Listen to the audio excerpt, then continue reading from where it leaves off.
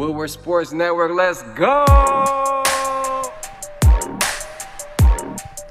Happy Thursday to you. Welcome to the Woodward Sports Network. This is the Morning Woodward Show. My name is Stick, filling in for Corey because Corey is filling in for Sean Baligian, and that's just how we do because we got a bunch of utility players here at Woodward Sports. To my right, my man Adam. What's up, guys? Good morning.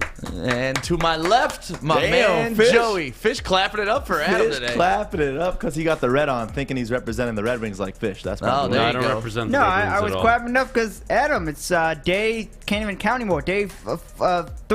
Day four four? of your debut on the show. Your return, really. It's not a debut. It's a return for Adam because Adam was the OG of this show.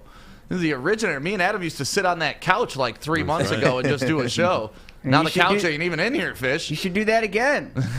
Well, we're waking up this morning right on Woodward. Thank you guys for being a part of the show, sharing this on all of our social media at Woodward Sports. And we got Alex over there making sure we look good. And we got Fish making sure we sound good. We have special guests today. Lots of stuff going on.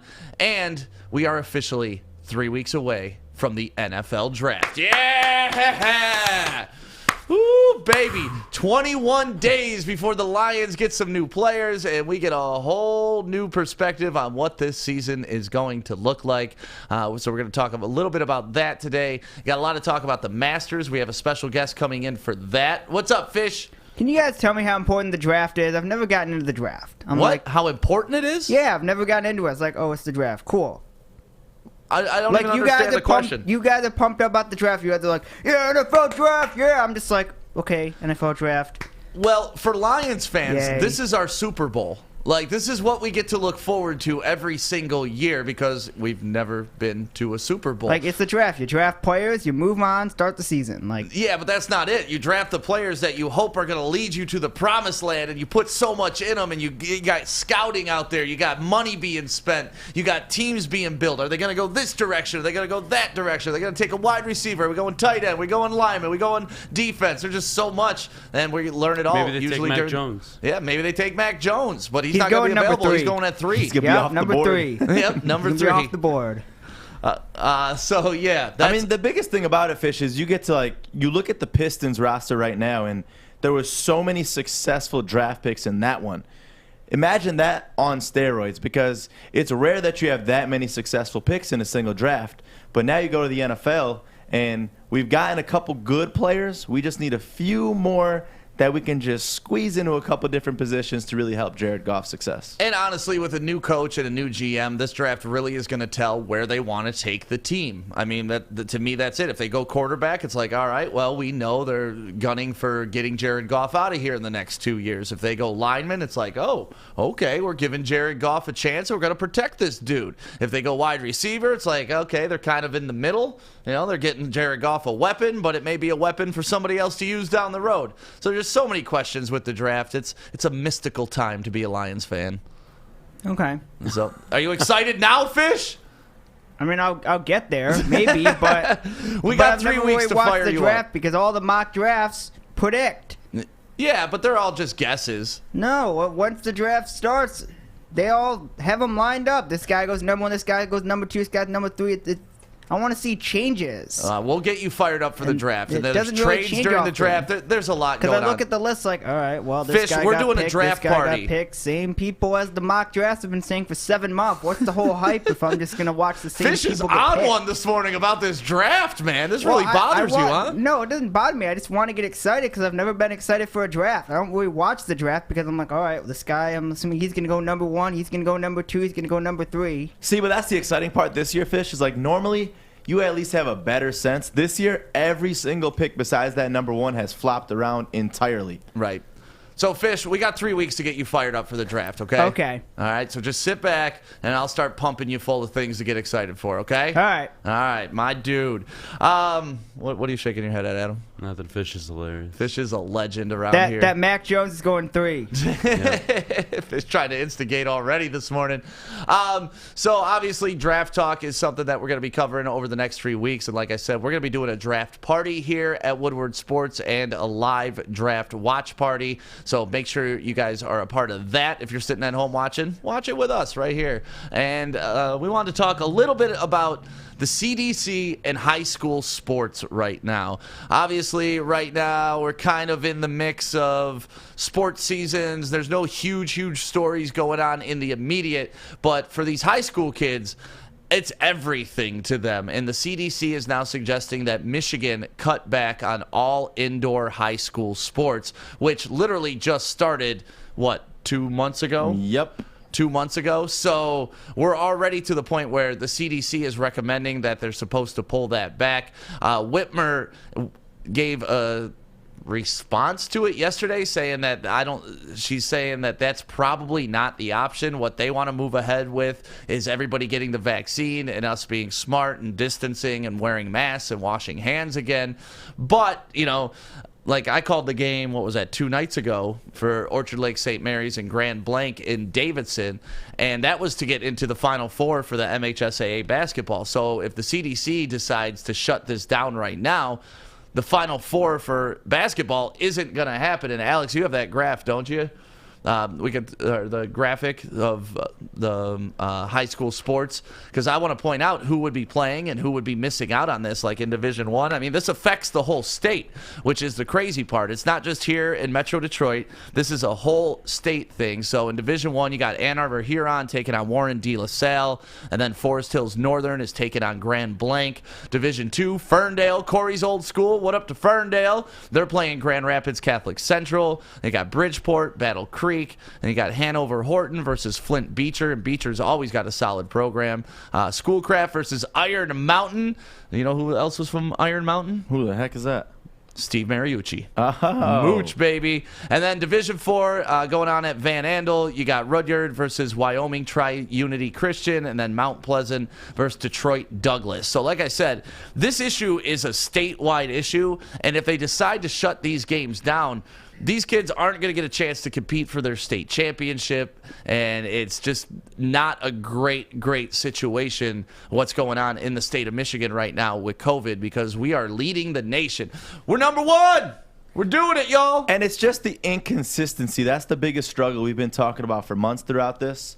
And it's just these kids, they get no fair opportunity as to what they're going to be doing in the next day or so. Like they sleep every single night scared right now that they're going to just take away the rest of their season. And that's just not fair, because we need more direction on this entire thing. Right. And, obviously we're getting into spring sports, so the majority of them are outside, and they're really focusing on indoor sports. But even when I drove up to Davidson the other day, the girls' soccer team was out practicing, and they were all wearing masks, even though they were 60 feet away from each other, kicking each other a ball. So, I think high schools have done a really good job of doing all they can to get back on track and to get into playing again. But here we are, and the whole state's booming right now with COVID, and they're blaming it kind of on these kids, which doesn't really make sense to me. Like, if cutting back indoor high school sports was the problem solver this whole time, I think that's a pretty easy, simple solution. I just think they're making excuses. It's frustrating. These kids have gone through so much over the last year. You can only imagine indoor sports now being canceled. It doesn't make sense to me. It really doesn't. We had somewhat done a good job of preventing COVID from spreading in Michigan. Now it's obviously spiking, but I don't know. I really don't. I don't understand these people. I don't understand how they think. All I know is that they're just hurting a generation that really needs some escape from what the hell is going on. Being locked at home all day, going to school in your bedroom, it's not a good look. And truthfully, that's why everyone's immune systems are getting so weak right now, is because if you're trapped in this entire time, you're not exposed to as many germs as you need to be, because germs are good, and being exposed to them is going to make your immune system even better. Yeah, I mean, herd immunity is what we all hope to get to as a state at some point, and obviously with that, it takes what, 60%? I think that's the number, or like 54%. Once you get to little that higher than level that, I of think. people who've had it or have the vaccine, then herd immunity starts kicking in. We're not there yet, but you really just want to see these kids be able to finish their season, especially, I pointed out to boys basketball, but obviously girls basketball is going on. But to be in the Final Four and then to question if you're even going to be able to play your championship games, gotta be extremely heartbreaking. tough.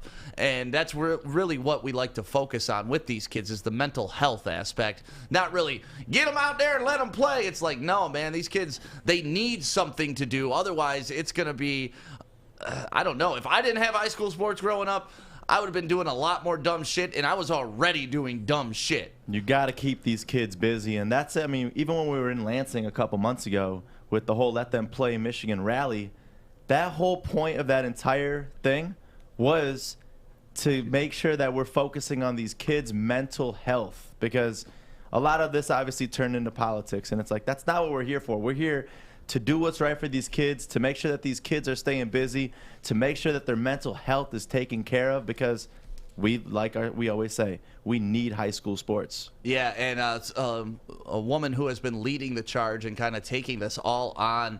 Obviously, she's got a lot of people supporting her at this point, but her name is Jamie. We worked with her at the Let Them Play rally, and she's on the line with us right now just to kind of give us an update on her end, because she's more involved with the legal side of it, and we're just kind of hearing what the news is telling us about stories about the CDC and stuff like that. So, Jamie, are you on the phone with us? I am, yes. Hey, great to see you again. We miss you. Hello. So give us an update on how you're doing. I know you guys have done tremendous work, not only with, getting the high school kids back playing, but individual wrestlers. You guys have gone out of the way to help get them back into the ring. And where does this all sit right now with the legality and the whole process, and what can you tell us? Well, we unfortunately are back at it again because we are having to take the whole issue to court. I'm not sure how much you guys have heard, but we have another lawsuit that was filed this past Thursday, basically questioning the authority of the health department to continue putting down these mandates and these laws on these kids, because it's nonstop and it's ever changing and we never know what to expect. And like you said, these kids are the target when they're accusing these kids of being the ones that are causing the spike, when we have done everything we can possibly do, like literally putting masks on kids while they are running up and down a basketball court, or like you say, putting masks on kids that are outside. We're not talking about sports that, the basketball teams that are finishing up. I haven't heard of anything that is leaning towards canceling that. So hopefully, the CDC has recommended stopping all indoor sports, but it sounds like Governor Whitmer is not leaning in that direction, so I hope I'm right in reading that. We're more working towards the spring sports situation where they're already talking about forcing the kids to test 1, 2, 3 times a week, to go outside to play, to go outside to run track, to go outside to run around on a soccer field, or to stand in left field on a baseball diamond. It's just insane. So the lawsuit that we filed is to question how they have the authority to keep doing that. And we listed, the reasons why we think they don't, and they have till Friday at noon to answer how they think they do have the authority to keep doing that. Because like you said, the mental health of these kids, it's crazy what they have done. Winter sports was an absolute nightmare. It was a disaster. Like you'll have people say, oh, just test the kids and let them play. And it's like, yeah, if that was the case, then okay, you might have an argument.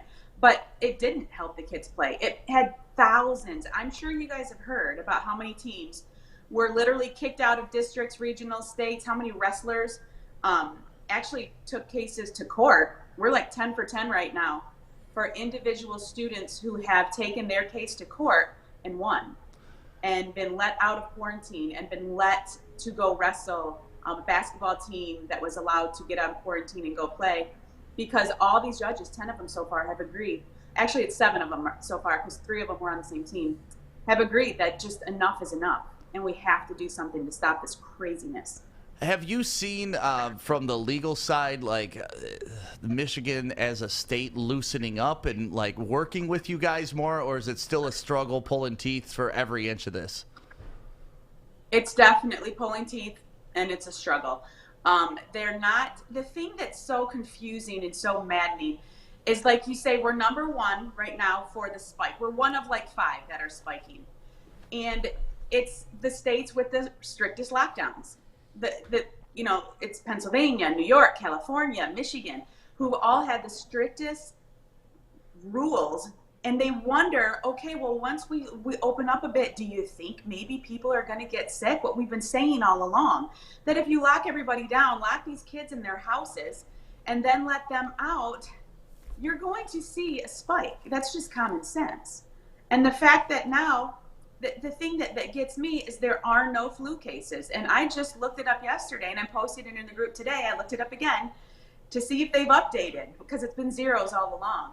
When you go to michigan.gov/flu, and there's zeros on the entire board.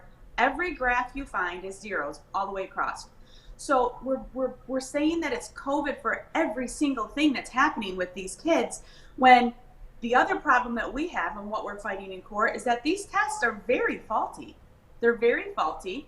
There are a lot of false positives. So if you are forcing one specific group of people, I always say, like, what if you take every blue-eyed person in the state and force them to test 2-3 times a week for the next 3 months? Who do you think is going to be blamed for the spiking cases? It's going to be the blue-eyed people, obviously. And Yeah, so it's they're kinda the like only they're ones setting being them up. forced. Yeah, it's just them. They hate us. They hate our group, and they're using our kids as kind of revenge to get back at the group that's spoken up too loud. So it's not fair. These kids are have the strongest immune systems in the entire world, this age of kids, and they're the ones being targeted to go outside the school that they've been sitting in all day, for those that are even in school, to sit, because they're going to be sitting next to their teammates, next to their classmates, and then have to test to go outside and play.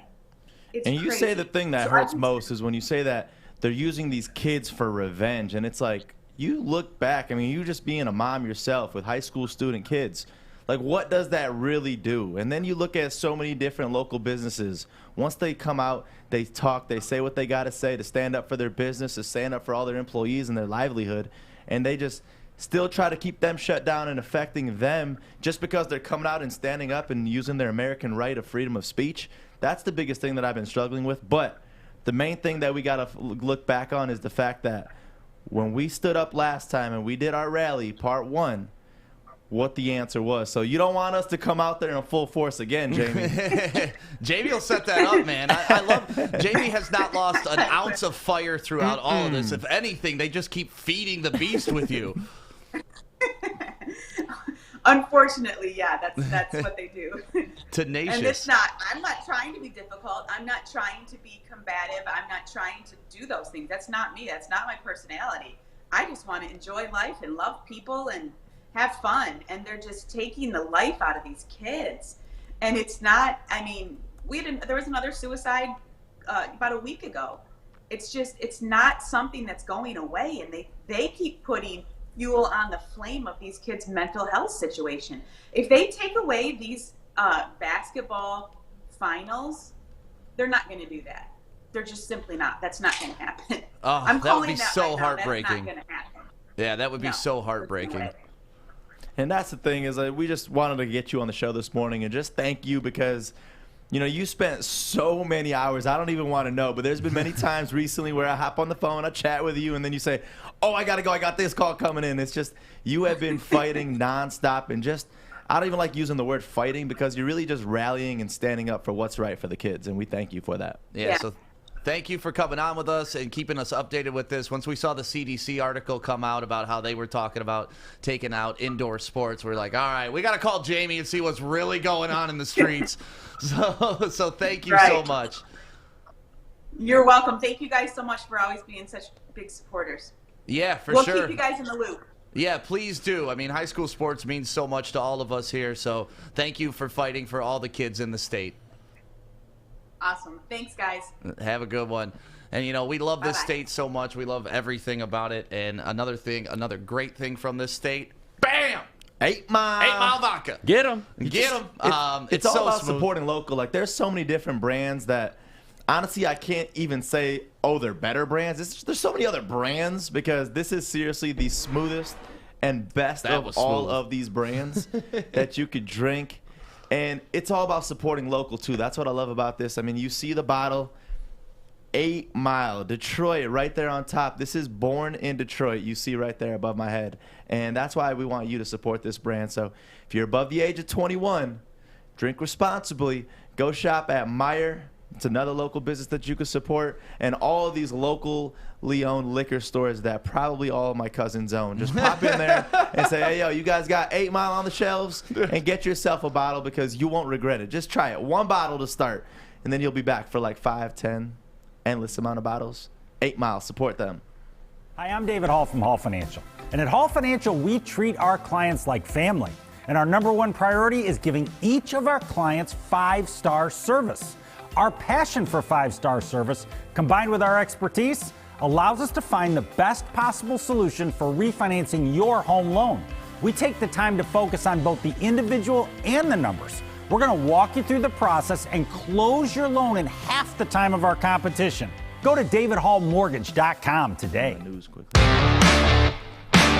Welcome back to the Morning Woodward Show right here on the Woodward Sports Network, Detroit's all-digital sports network. Thank you to everybody that's checking us out on YouTube, on Facebook, on Instagram, on Twitch, on Twitter, everywhere that you can find us at Woodward Sports. And don't forget, you can always listen to the show afterwards, too, on any of our streaming platforms or anywhere you listen to podcasts. So thank you guys for downloading all the podcasts, too. We appreciate you. We talked a little bit about the draft to start the show. A guy who is very excited about the draft, Jerry Jones. Have you heard what Jerry Jones has fallen in love with or who he's fallen in love with? I feel like every offseason I have to hear who Jerry Jones is falling in love with. Isn't he like 86? Yeah. He's still pumping. Dude. Because clearly he's falling in love every summer. Listen, last year when he did the draft from that, $2 trillion yacht, it's like, all right, I don't care We how get it. old. Jerry Jones living. Oh, yeah. That boy living. Living life. He's living life. But no, he's fallen in love with a guy that has pretty much become the darling outside of all the quarterbacks, Kyle Pitts. So, obviously, the Cowboys are picking at number 10. Do the Lions use that leverage and try to get them to come up to number 7 to steal Pitts? I know you don't think Pitts is going to be there at 7 anyways, right? I don't think Pitts is going to be there at 7, but if he is, and Jerry Jones is as in love as he is with Kyle Pitts, I think the Lions should do it, actually. Now, what they get is the tricky part because, in my opinion, the Dallas Cowboys don't have any premier assets outside of what? We're looking at Jordan Lewis and Jalen Smith maybe, and a few picks that tag along. So you got to get the number 10 pick from Dallas, that's for sure, if you're trading back. Like, what player or what kind of draft capital can you actually get from Dallas that's actually worth it? And that's where I struggle with this trade. It's not so much, of course you should trade back. If they're willing to give you the farm to go up 3 spots and you go back 3 spots. Now, granted, if you do trade back, Jamar Chase is gone. That's out of the question. Right. That is completely out. Penei Sewell is gone. So by the time you get to Micah 10, Parsons, though. the corner's going to be there. The linebacker's going to be there. Devontae Smith and probably Jalen Waddle are going to be there. So you still have good options, just not the great options that you probably will have at number 7. And that's my fear is, I mean, you back up, unless you get something that's like, all right, we're taking that deal because it was something that they offered that was just you can't turn down. Then I say, all right, go ahead and do it. But being a number 10 pick right now isn't the best because I feel like by number 10, you're going to lose. I personally think even Micah Parsons is going to be gone by 10. Okay. For sure, Jamar Chase is going to be gone. I'm still a fan of not Waddle at all. I'm a fan of Devontae Smith. But Jamar Chase, when you look at him, I mean, he's better built to be a receiver that's more long-standing with us. And that's why I look at this and I'm like, it would be great, but I mean, there was talks of us going back just 1 pick, number 8. And if you get some capital out of that, okay, that looks good, but that's probably not going to be happening anymore. That's over now that they got their quarterback and Sam Exactly. Darnold. Yeah. The one thing I do love about this, though, you guys remember the last time we traded with the Cowboys? Oh, yeah. We fleeced those bastards. They took Roy Williams for 2 first-round draft picks, man. obviously those 2 first-round draft picks didn't turn into exactly what we want. I believe we got Pettigrew with one of them, and I don't even want to talk about Do we have this. to talk about bad memories?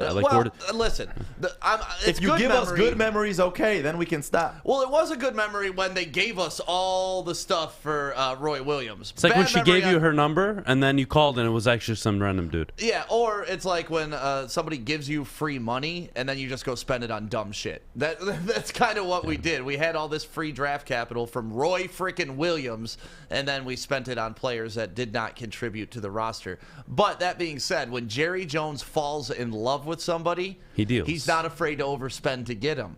So if, let's say, Pitts doesn't go in the first 6, and we're sitting there at 7, we're on the clock. Are you picking up that phone from Jerry Jones, or are you calling Jerry Jones and saying, listen, we got your guy. Do you want him, and what can you give us for him? I don't think you can call Jerry Jones. Jerry Jones is going to... The Cowboys are going to have to be the ones to make the phone call, because if you call, it's clear bullshit that you're not going to take Kyle Pitts at 7. Again, I don't think he's going to be there. But let's just play the game that he is available at 7. The Cowboys have to do so much to draft up. They got to give you the number 10 pick. They got to probably give you a Jalen Smith or a Jordan Lewis. Package that with a few second or third round picks. It's going to cost them so much, and I don't think they're a win-now team. They just overpaid for Dak Prescott. They have a dinosaur of a coach. The team's not going. They're not going anywhere with this team. So Zeke is overpaid at running back. They just paid Amari Cooper. They have CeeDee Lamb on a rookie contract. That's probably the only valuable thing they have going on outside of Jordan Schultz at tight end. That's it, man. I mean, you mentioned that you'd be trying to fool them by tricking them, saying that we're going to get Kyle Pitts. Do you really think that's that far off? No, I think Pitts would look great. I mean, somebody just commented, imagine Pitts wearing 84 like Herman Moore in that Honolulu blue. I wouldn't hate to see that. If that were to happen, though, then I wouldn't hate it. It's hard for me to actually take this seriously, because I really don't believe he'll be available at 7. So where do you think he's going then? I think he goes, somebody trades up to 4 and takes him, or he goes to 5 or 6. It depends. Well, at 4, Miami's taking Pitts. That's the logical one at 6. I'm sorry. At 6, Miami's taking Kyle Pitts, or they're taking Chase. One of the two. They're not gonna look like idiots and let Tua fail.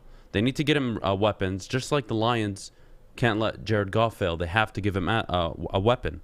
Kenny Galladay's gone. Marvin Jones is gone. You need to draft a wide receiver. Everybody knows your hand play here. So it does fall into the Lions' favor if Kyle Pitts is available at 7, because, wow, they have Jared Goff. He has no weapons. They are going to take Kyle Pitts. Holy shit, we need to give them something. That I can play with Jerry Jones and the Cowboys, but it's so unlikely. Yeah, Justin Spiro saying, if anyone wants to give real capital and trade up for any reason, the Lions should slide down. And I don't know about any reason. It's got to make sense, but I'm in that camp too, especially the Atlantic article that came out about Washington trading up to 7 and giving us multiple first-round picks coming up in the next couple years. Then I'm thinking, oh, man, next year we go into the draft with 3 first-round picks. All right, now we're building something. But perspective on that, realistically, what Washington would have to do to trade up to 7 wouldn't make sense for them. As if I was the GM, it would just Dan not make Snyder, sense. Though. I understand, the but dumbest guy on the planet, the guy who couldn't stop sexually harassing his cheerleaders, so he brought in male cheerleaders. That was his solution. That's the guy we're dealing with. So if we could get it from Dan Snyder, I'm totally okay with that. Look, I'm more than happy to acquire as much draft capital as possible as the next person, but I think you have to look at this from 2 point of views. One, if you're the Detroit Lions, you just brought in Jared Goff, you fleeced the Rams for a few first-round picks, you really won that trade. The last thing you want to do is cast doubt over your future. You don't want to walk into the season, Jared Goff is thrown, like I said the other day, to me and Joey. You want him to have actual weapons so you can see what you got in Jared Goff. Do you have the Jared Goff that was under Sean McVay the first few years? Or do you have the last 18 starts of Jared Goff where super inconsistent, turnover-prone, can't make a throw? You really got to... The Lions have to find that out. Dan Campbell needs to know. Brad Holmes needs to know. So, again, taking a wide receiver at 7 makes the most sense if Chase or Pitts are available. Trading back is never a bad thing. And settling on Devontae Smith, I guess, would be okay. But I'm not sold on Waddle just because of health concerns. And really, Devontae Smith him transitioning to the league. A lot of people compare him to Steve Smith, former Carolina Panther. I don't see the. I see the size comparison, but Steve Smith was Steve like Smith was a 5'9", dog. Yeah, wasn't but he? Steve Smith was built. Oh yeah, Yeah, no, he's Devontae beast. Smith. I mean, from a stature standpoint, No, maybe. Devontae Smith to me is built more like Charles Rogers, and that's what scares the shit out of me. Exactly. Like He's- I do not want he's a 10 hit away. broken collarbones. You He's know, a hit rest in away. peace, Charles Rogers. Not to speak ill of you, but you know his problem is he couldn't stay healthy when he made it to the pro level, and when he was playing, he put up great numbers. I mean. Rodgers had all the potential in the world, and that's the way I kind of look at Devontae Smith. But once you start playing with them big boys and getting them big hits, you better have big bones. And you play in the SEC, though, you're playing against the big boys. That's true, but you know it's not like the Big Ten was small. Charles Rogers played in the Big Ten, and he was taking hits. So But I don't know. It's just that body type, that frail body type. But you got to remember that Devontae Smith, granted, he played in the SEC, played on the best team in the SEC and the best team in the country with Alabama. So I don't know. This is like what happens with Alabama quarterbacks. You have McCarron coming out. You have all these guys that just flop in the NFL, not necessarily because they don't transition well or because they're not playing in. They are playing in a pro style offense. The issue is they were years and miles ahead of the talent that they were playing against, what they were surrounded with. When you get to the NFL, there's not that much of a difference. Yeah. Well, we're going to find out. And anytime Jerry Jones falls in love with a player, I want to abuse that knowledge as much as we can. Because Jerry Jones, he got a lot of things, and I want all those things here in Detroit. I even would take his new stadium. I love that. I love Jerry World. I think that's such a great stadium. We also got to give a shout out to our people at Enjoy Levels. I mean, you want to talk about what Jerry Jones has and how everything's beautiful at his stadium, you got to check out Levels. It's a new dispensary that is opening up in Ferndale, 9 Mile in Hilton, and this place is absolutely gorgeous. Beautiful inside, clean facility, and then we also checked out where they were doing their grow operation and everything in there. It is literally like a clinic how clean this place is. I would have surgery on the table there and never have any worries about what is going to get into my body because of how clean they keep it. So if you're looking for good product, good price, good customer service, and a nice place to do your shopping for your medical needs, make sure you hit up Levels at Enjoy Levels on Instagram.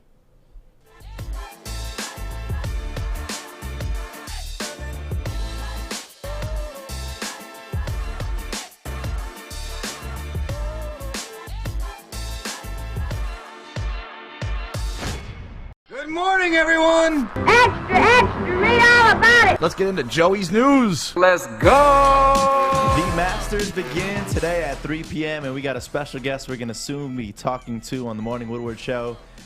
But there's no Tiger Woods. And yesterday, the L.A. County Sheriff's Office came out to talk about the February accident that he had, and the reason for this was excessive speed. And this is freaking reckless driving at its max. Driving 83 miles per hour in a 45. Yeah, according to all the reports I've been seeing, that specific area, it's a down and it turns a bit. Sharp and people, turn. yeah, people get out of control going in it. But going 40 miles an hour over and you know, on a hairpin turn like that, obviously you saw the result. I want to know if he was looking at his phone or what was going on. But the cool part is, the only reason we know this is the car that he was driving had like a black box in it, like airplanes do, and they were able to extrapolate this data and tell us how fast he was going. So I think it's neat, but it's also like, damn, Tiger, slow the hell down. Dude, 40 miles over in that area too. That's scary right there.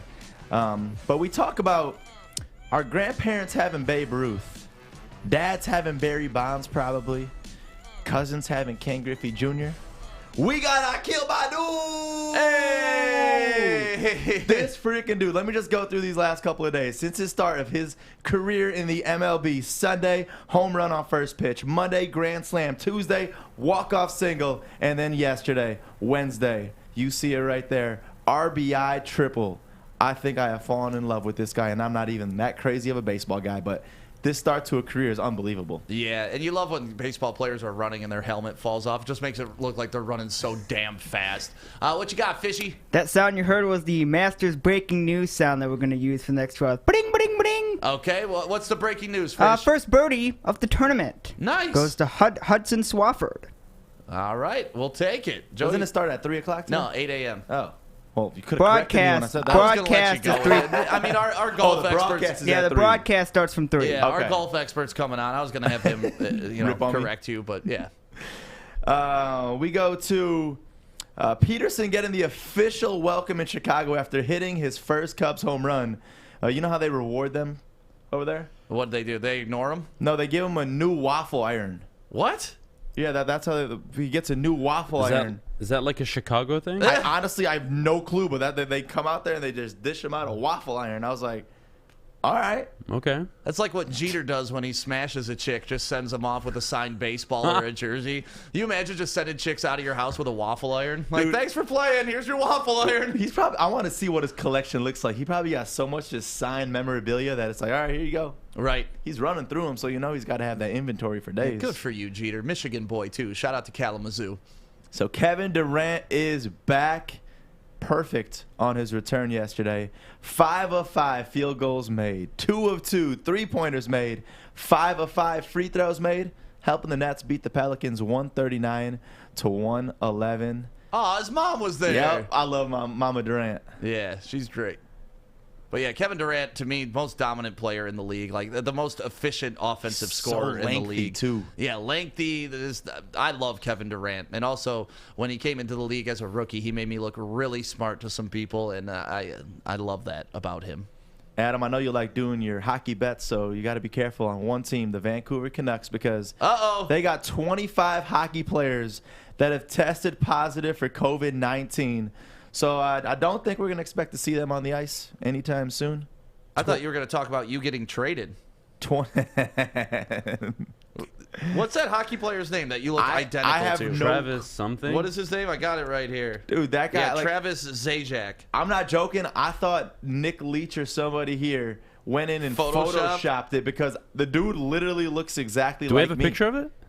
He's going to get one right now. Yeah. Can you pull up Travis Zajac? Is it? Zajac. Alex is gonna pull that up, but dude looks exactly like Joey. Dude, he's got the clean beard. He literally looks exactly like me. He even got bushy eyebrows, and I'm like, man, I think it's Kyle Palmieri. Actually. this is Oh, it's Kyle me. Palmer. It's the other guy. Oh, it's Yeah. Kyle, dude. Yeah, Okay. yeah. You guys don't even know who I am. Yeah, That's yeah. messed You up. don't even know my name. Kyle That's messed- Palmieri. But dude, 25 players testing positive for COVID. Like, what do they all make out with each other? 25 I mean, hockey locker rooms are nasty. Like of all the regular locker rooms, hockey, not NHL locker rooms. dude. What? I've never been to an NHL Well, locker then, room. Yeah, hockey. I mean, of all sports, hockey locker rooms are the most disgusting. Football's pretty close. Baseball's super clean, essentially. Golf is like pristine. But yeah, basketball, pretty nice. But hockey is just, dude, those guys are just rabid dogs. Talk to D-Mac when he comes in today for the hook at 3 to 5. Ask him. Even how in the clean- brand new LCA? Oh, it's Doesn't not about matter. it's not about the facility. It's Yeah. about all these sweaty ass dudes in there afterwards with their nasty equipment. In they their change lockers. equipment between intermissions after every period. Yeah, they I've smelled do hockey laundry. equipment. Dude. That smells awful. Yeah, my buddy is a goalie, Joe Warner, who does MI Puck Drop for Yeah. us, which is our hockey podcast here at Woodward Sports. He wanted me to try playing goalie, and he let me use his pads. Just putting on the pads, I almost puked. Dude, he used Like, to was keep it in his disgusting. car too, and we go for lunch, and I'm like, I'm not driving. I'm not driving with you. You can hop in my car. Right. It smells awful. We got that picture? There he is. There he Joey. is, Joey. Yeah, Joey on the ice. Dude, that's Assistant it's captain, crazy. Joey. You were wow. traded as an assistant captain, Wow. man. You know that what? means you were doing something really wrong. See, at least my doppelganger is someone that actually is of status.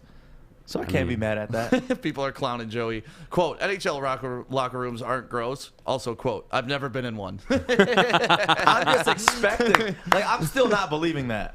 There's no way that you could say a locker. Dude, they probably got 20 people. If they're that dirty of players, they probably got 20 people in there cleaning up after They literally them every do. second. They do. They So do. that thing ain't dirty. No, it is. I'll sleep in an NHL locker All room. right, No, we you- gotta get we gotta get make this D-Mac happen. to take you into one. Dude, I would literally sleep in an NHL locker Would you room. sleep in NHL gear after a game. Damn, all right, I didn't say that. Well, that's what it's like in the locker room. That's like saying, would you sleep on a freaking baby's diaper after they took a shit? I'm not doing This that. is exactly what we're trying to explain to you.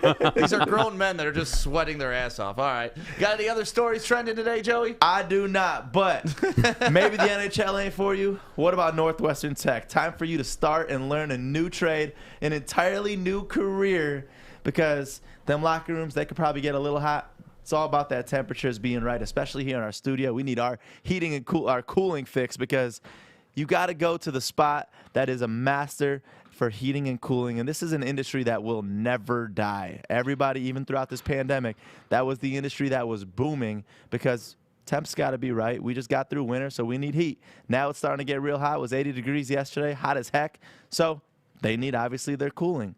NorthwesternTech.edu. Check them out for yourself. 10.5-month hands-on HVAC program. Hey, it's Joey from Woodward Sports, and I am here in downtown Fenton at Bridge Street Exchange. This place has so many amazing things for guys and ladies. This is the hidden spot that you got to come check out. I'm talking thorough good boots, best boots ever. They have barware. They got the Stormy Cromer hats. They got Carhartt hats, a huge Carhartt selection. They even got Snoop Dogg underwear. So go check them out, bridgestreetexchange.com, and use the code word WSN for 15% off. Welcome back.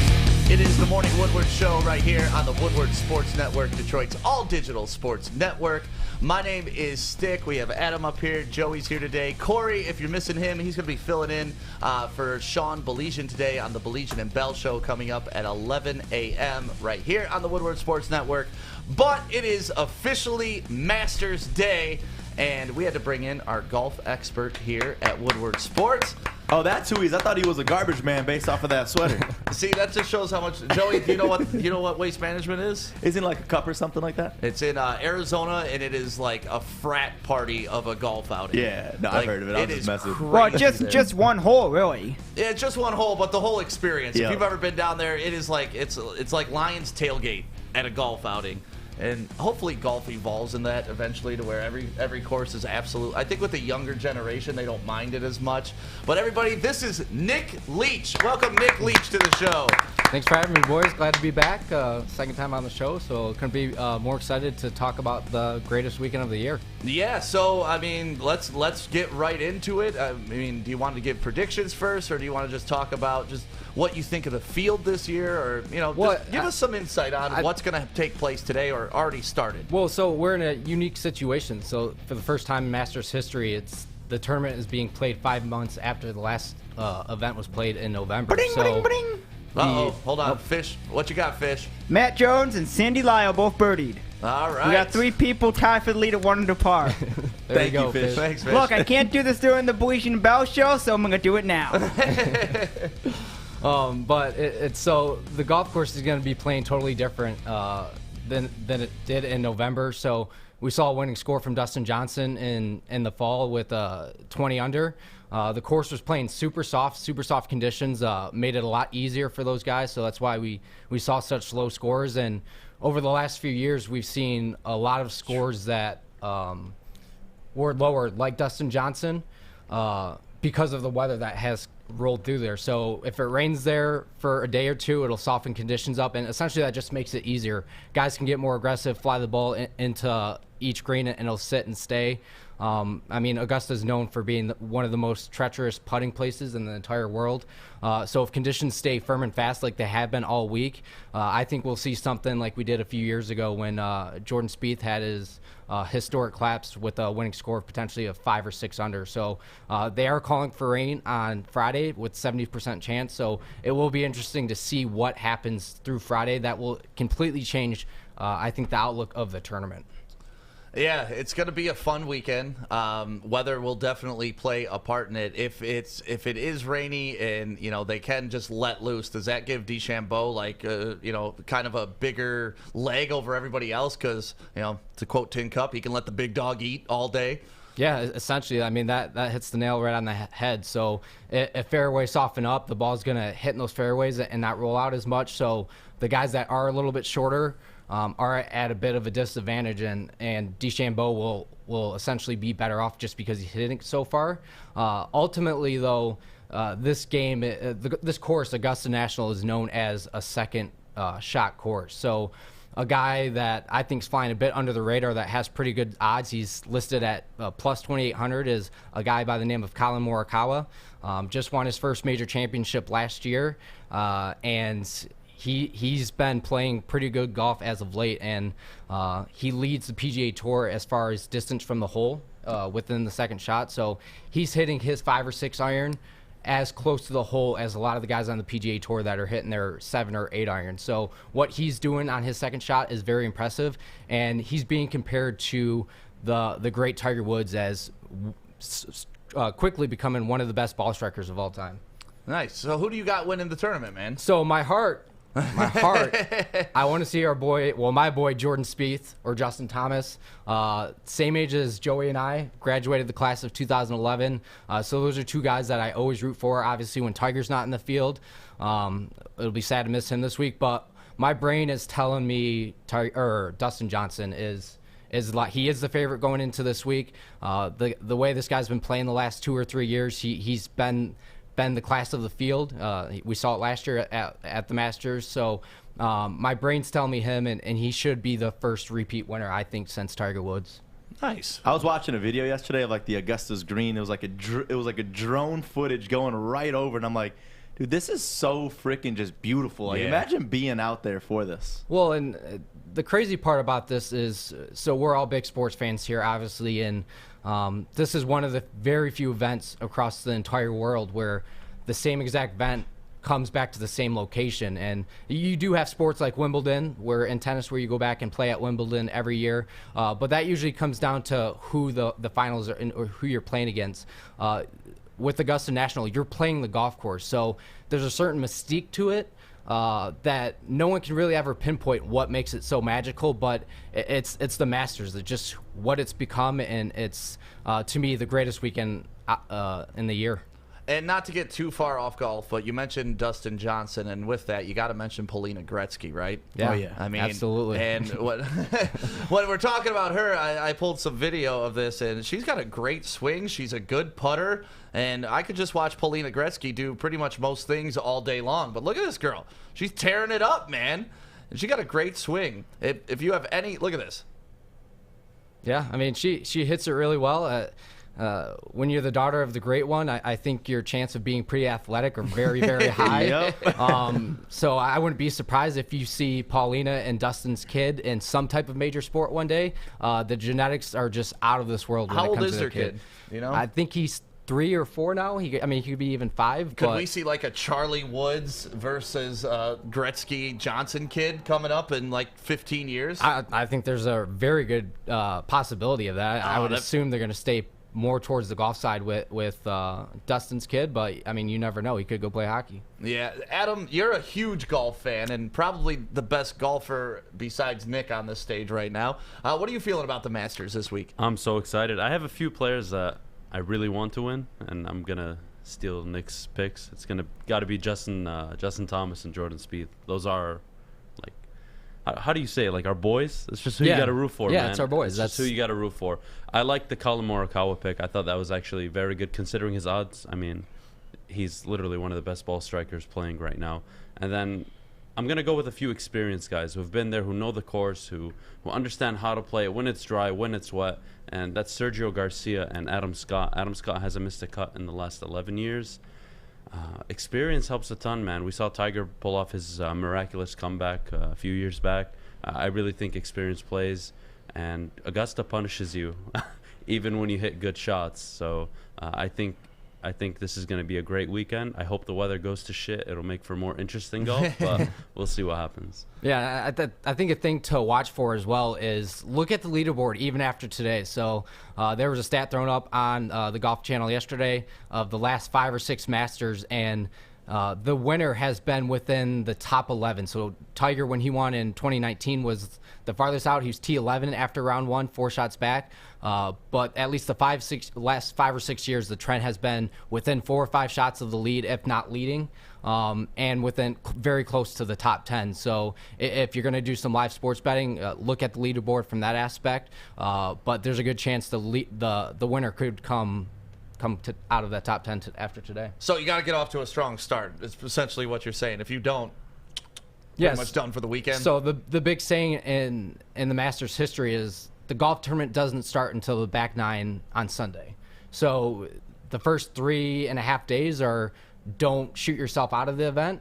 And it all comes, and we saw it a few years ago with Jordan Spieth when he made that disastrous, I believe it was a 10 on number 12. So it was either 10 or 12, and at the time he had a 4 or 5 stroke lead. So you just never know. It's the Amen corner is the most famous 3-hole stretch of golf there is, and I just can't be more excited. Obviously, again, I wish Tiger was there, but I'll be wearing the black and red Sunday in his honor. Do you do that? Oh yeah, do you do that? Yeah, I've started the last couple of years, and just something. It's on Sunday during the Masters. We wear red, so I think Adam can back me up on this. If it wasn't for Tiger Woods, a lot of us or the entire world probably wouldn't be playing golf like the way it is now. He made golf cool. He's the reason that we love the sport as much as we do. So it sucks not seeing him this week, but still going to honor him, and I think you'll see a few guys out on the tour doing it as well. Yeah, he just needs to slow the hell down when he's driving, man. Sheesh, 83 to 45, man. Yeah, to Nick's point, Tiger Woods made golf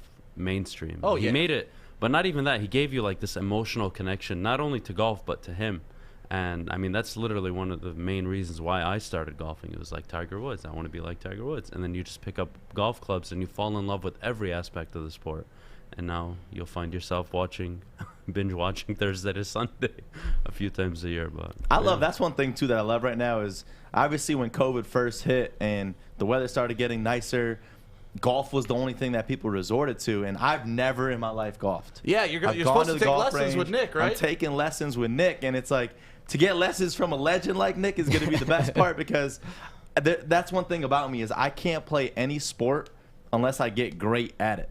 And that's why you got to learn from the best, and I'm excited to pick up from you for some skills. Yeah, Nick, where are you a golf pro at? Walnut Creek Country Club in South Lyon, Michigan. I've been there 4 years now, and we're actually it's a very rare site. We're a 27-hole facility, and AJ Partinio is the head golf professional out there. He's been there for 10 years now, and it's a very young club with a lot of young families. It's a great atmosphere to be at.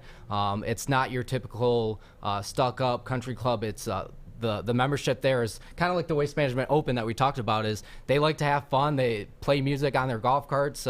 It's all about the experience, and it's not too serious out there. So it's a great spot to be.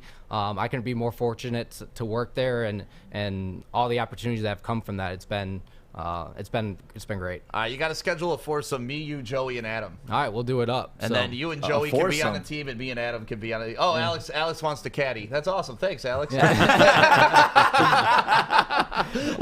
Who gets to drive the golf cart though? Oh, I'm always the driver, baby. Come on, that's messed up. Well, I mean, it's going to be you and Nick, so it doesn't matter. Nick. So me and Stick can drive. I don't give a shit. Yeah, that's the only reason why I want to golf. But I think that's the best matchup because I am not a great golfer. I'm an okay golfer. You know, I'm probably like an 18 handicap, 20, something like that. Not the best in the world, but Adam claims to be what, a 2 or a 3? No, a 4 handicap. A 4? Yeah. Okay, a 4. Yeah. What are you, Nick? I'm a 3 right now. You're a 3. So I'm about to be a 4 handicap. Watch. There we go. Let's go. Is that good? You guys want a few That's Masters really good. history facts before you guys let me go? Mm-hmm. You can't steal Fish's thunder, man, like that. Yeah, actually, we could ask Fish. Are you okay with that? Fish, are you okay with somebody else giving facts on this show? Yes, absolutely. All right, let's hear I love it. hearing other knowledge of other people. Anyway, so everyone can share this while you're hanging out watching the Masters this weekend with your friends. So the Masters tournament is the youngest of the 4 majors that's out there. It started in 1934 by the legend amateur himself, Bobby Jones. He'll be forever the greatest amateur of all time. He was the Tiger Woods of the early generation. But he stayed as an amateur. He never collected. He was never a pro. He didn't collect the big prize money or anything like that. So he started the event back in 1934. It actually started off as the Augusta Invitational. until 1939. Then they changed the name to the Masters Tournament. So that's a little fun fact there. And the green jacket was not actually given out until 1949. Sam Snead was the first ever to receive that jacket.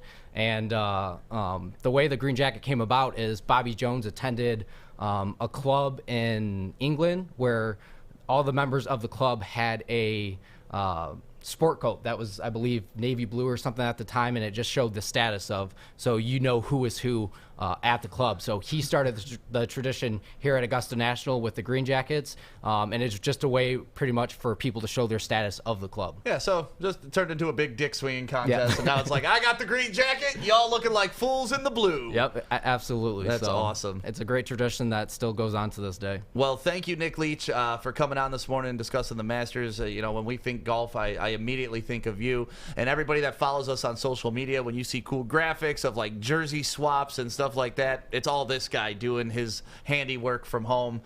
So we appreciate you being a part of the network, and we want to bring you on more and get you involved as much as we can, all right? Yeah, you guys know I love being here, and it's all about Woodward Sports, so let's go. Let's go. Let's the commish. go. That's what they call him, the commish right here. Yep. Nick Leach. So let's do this. Let's take a quick break. When we come back, it is time to get... Oh, actually, before we do that, before we get into Adam's bets, can you throw up that graphic for the Masters of the odds of who's going to win this bad boy? So this is what we're looking at right now. And you guys find any of these odds interesting? So actually, I did place money on Billy Horschel. Okay. I think his odds slipped down a little bit to plus 8,000 when I placed my bets last night. The guy's been playing really good golf as of late. He won the Dell Match Play a few weeks ago, so he's a great pick. That's out there. Justin Thomas won the Players earlier this year, has been playing golf as of late. Jordan Spieth, his odds definitely went down since he won last weekend. But still, I think he's at plus 1,400. So he's still a pretty good odds that I like to see out there. He's had in the last 5 starts, I believe, 5 top 4 finishes. So when his confidence is going, he's a hard guy to beat on the tour. Awesome. Well, thank you for coming on, Nick Leach. And now let's take a break and get into Adam's bets on all other sports coming up next on Woodward Sports. I'm looking to bring on another HVAC tech right now. We're recruiting 5 to 10 techs a month. We're looking to grow and expand. Every new tech we hire is from Northwestern Tech. The hands-on training is fantastic. They're always my first call. We love hiring Northwestern Tech grads. They come out trained and ready to work. Our program is only 10.5 months, and our next classes are starting soon. So why wait? I'm looking to hire a graduate of Northwestern Tech. Northwestern Tech. Northwestern Tech. Northwestern Tech. What up, guys? All right, this is our favorite time of the day, or at least mine, because I get to make money. So simple. You helped me make some money yesterday. Man, yesterday sucked. Did you win? A little by the bit. way? You won a little bit? Yeah. Did you win the $100 bet I told you to place? Yes. Good man. Good Yes. job. I had Joey place $100 on what I'll stick? The over at 5.5. Yeah, 5.5, baby. Yesterday we went 3-2, and it was very, very unfortunate. The Tigers lost, so I have to make a confession. Fish, I'm no longer betting on the Detroit Tigers for the rest of the season. I let it go for 2 days. We went, actually 3 days. We went 1-2. I don't like losing, so that shit's got to stop. So we're no longer betting on the Tigers. So we'll just get straight into All right, today. well, whenever they win, that's not my fault. Fish, they're going to win like 1 out of every 8 games. I can't make money going 1-7, Fish. Does that make sense? Well, pick them strategically then. Bet strategically? Yeah, pick them Yeah, strategically. I'll bet them to lose. Then I'm 7-1. Anyways, we'll get straight into today. I have a surprise for Stick, actually. I'm betting 4 hockey games that are over 5.5 goals. I don't think it'll be a surprise. Yeah. Yeah, I love it. We went 2-0 yesterday on it. 21-2 betting the over in hockey this year. And I'm taking the over in all 4 of these games. We have the Red Wings playing tonight against the Predators. Their last game actually finished under, but I'm going to take the over tonight. We'll take the over between the Stars and the Blackhawks. I like the Lightning's Blue Jackets matchup. Every matchup that they've had against each other this year has gone over 5 goals, so I'm really excited about that. And then the Sabres, they had an 18-game losing streak, ended last week. They're actually 2-1 since they broke that streak. I like it. The last game they played finished 8-4. So goals galore here. I'm going to take the over in all 4 of these hockey games, and we're going to try to go 4-0 on these. And then the one outside ball, we're going to go to basketball. I mean, I hate these teams, Oklahoma City and Cleveland, but you know what? I like the number. 212 points in a NBA game driven by three-point shooting. I love it. It's super low. The last time the Cavaliers and the Thunder have played, it went over 218, actually. I like the line actually dipped from the last time these two played. And more importantly than that, the Cavaliers and the Thunder have scored over 100 points each in their last 5 games, so I'm feeling really confident in that.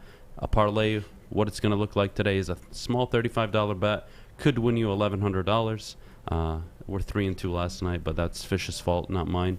But today we're going to try to go 5-0. Worst case 4-1, but I'm feeling really confident. What do you got, Fish? Well, I got 2 things. Number 1, I see you don't have any soccer up there. You're bitter about someone that I'm not bitter about anything. That Fish. had no manager and somehow listen, Fish. I'm done betting soccer. It's a stupid sport.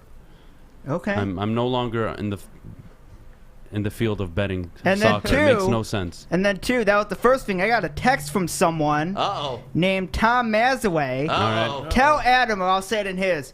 Hey, Fish, tell Adam the Tigers are going to win at least 72 games this year, so he won't make any money. Vegas had him at 64. Tell Maz if they win 72 games, what is that? That means they lose 92. That's what I'm betting, right? 92? No. 80. 162 games, yeah. My math is off right now. So they'd be 72 and 90. There you go. Okay.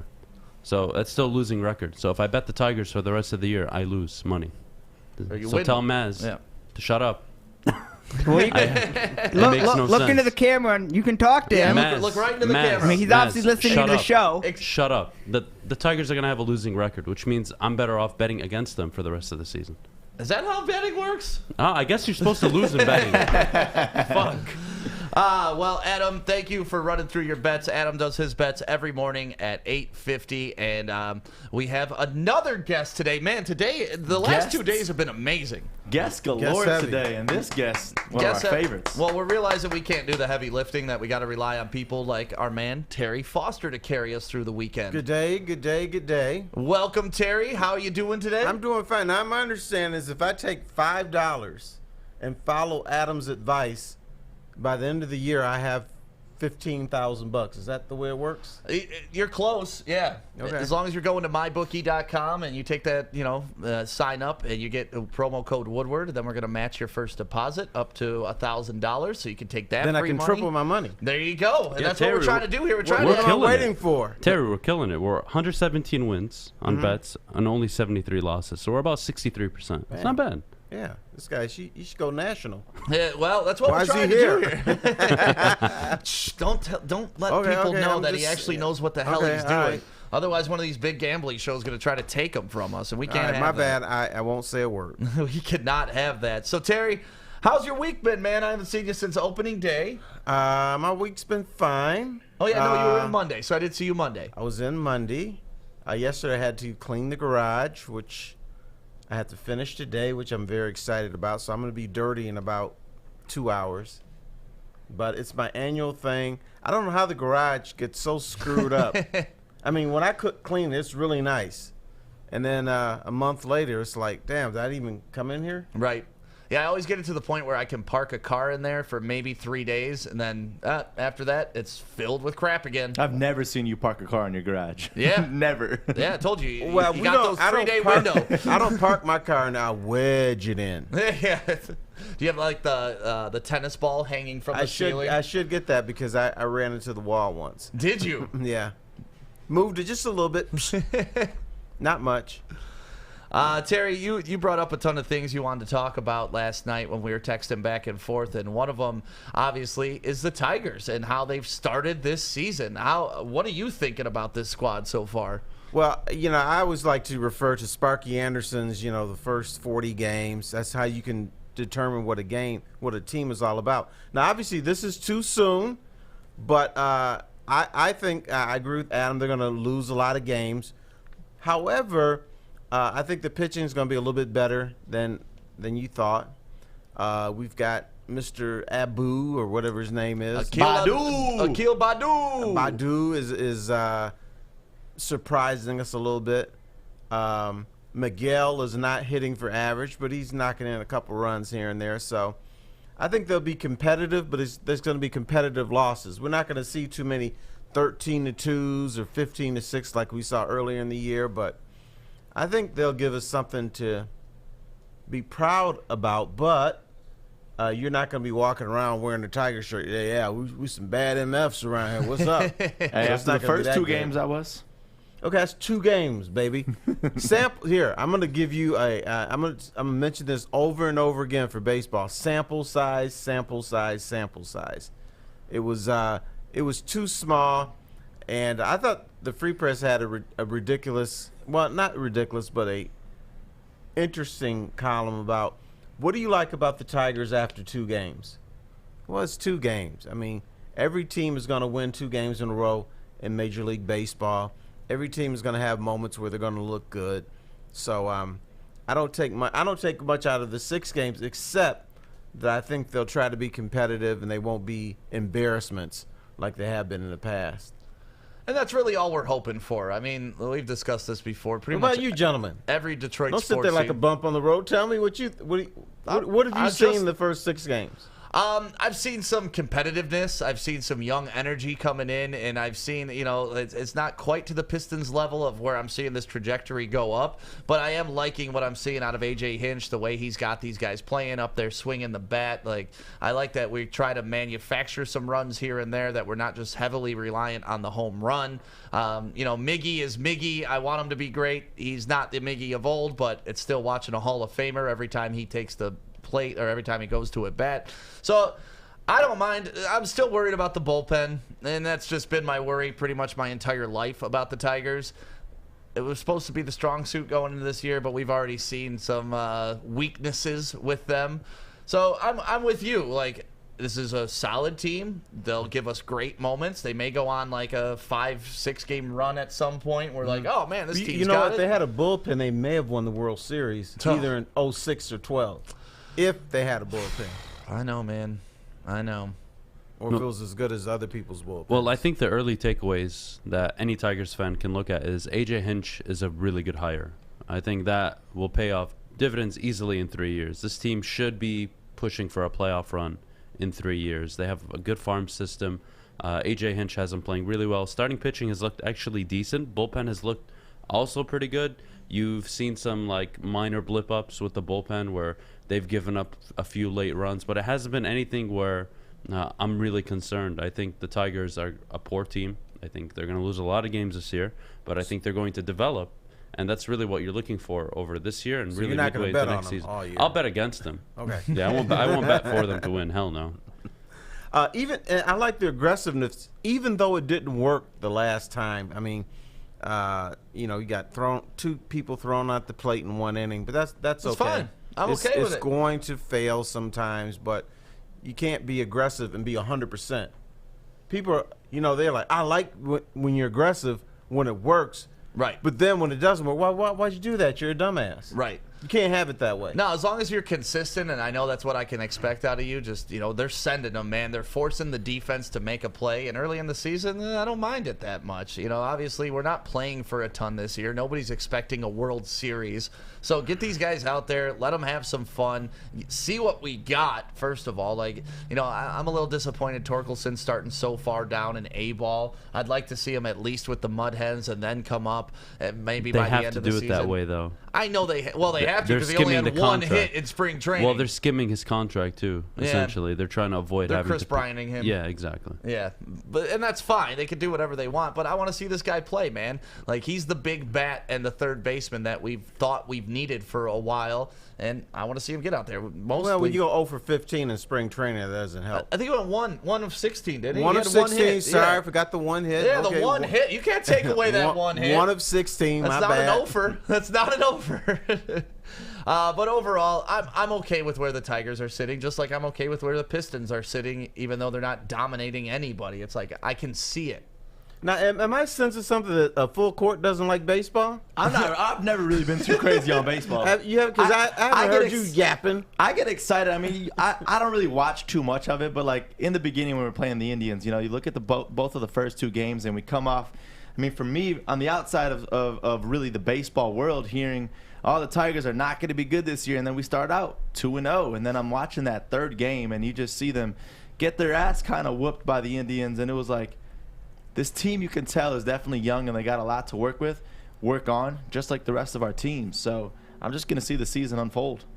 Right, and hopefully you get some entertainment, because not going to be celebrating any championships in this city anytime soon. Right. What Detroit Tigers fans are going to be celebrating is Miggy's accomplishments if he reaches them, his milestones. Oh, he will. He'll get that 500. If he does, and you're going to be rooting for Casey Mize whenever he's on the mound, and Badu right now, clearly, what a start to a career, and really just any other young prospect that the Tigers have playing in their lineup. That's what you're rooting for this year. You don't really care too much for the wins. Okay, I don't want to be a downer. I don't want to be Debbie Downer. Come on, Terry, hit us with it. Abdul, watch out. Make sure he's not another Chris Shelton.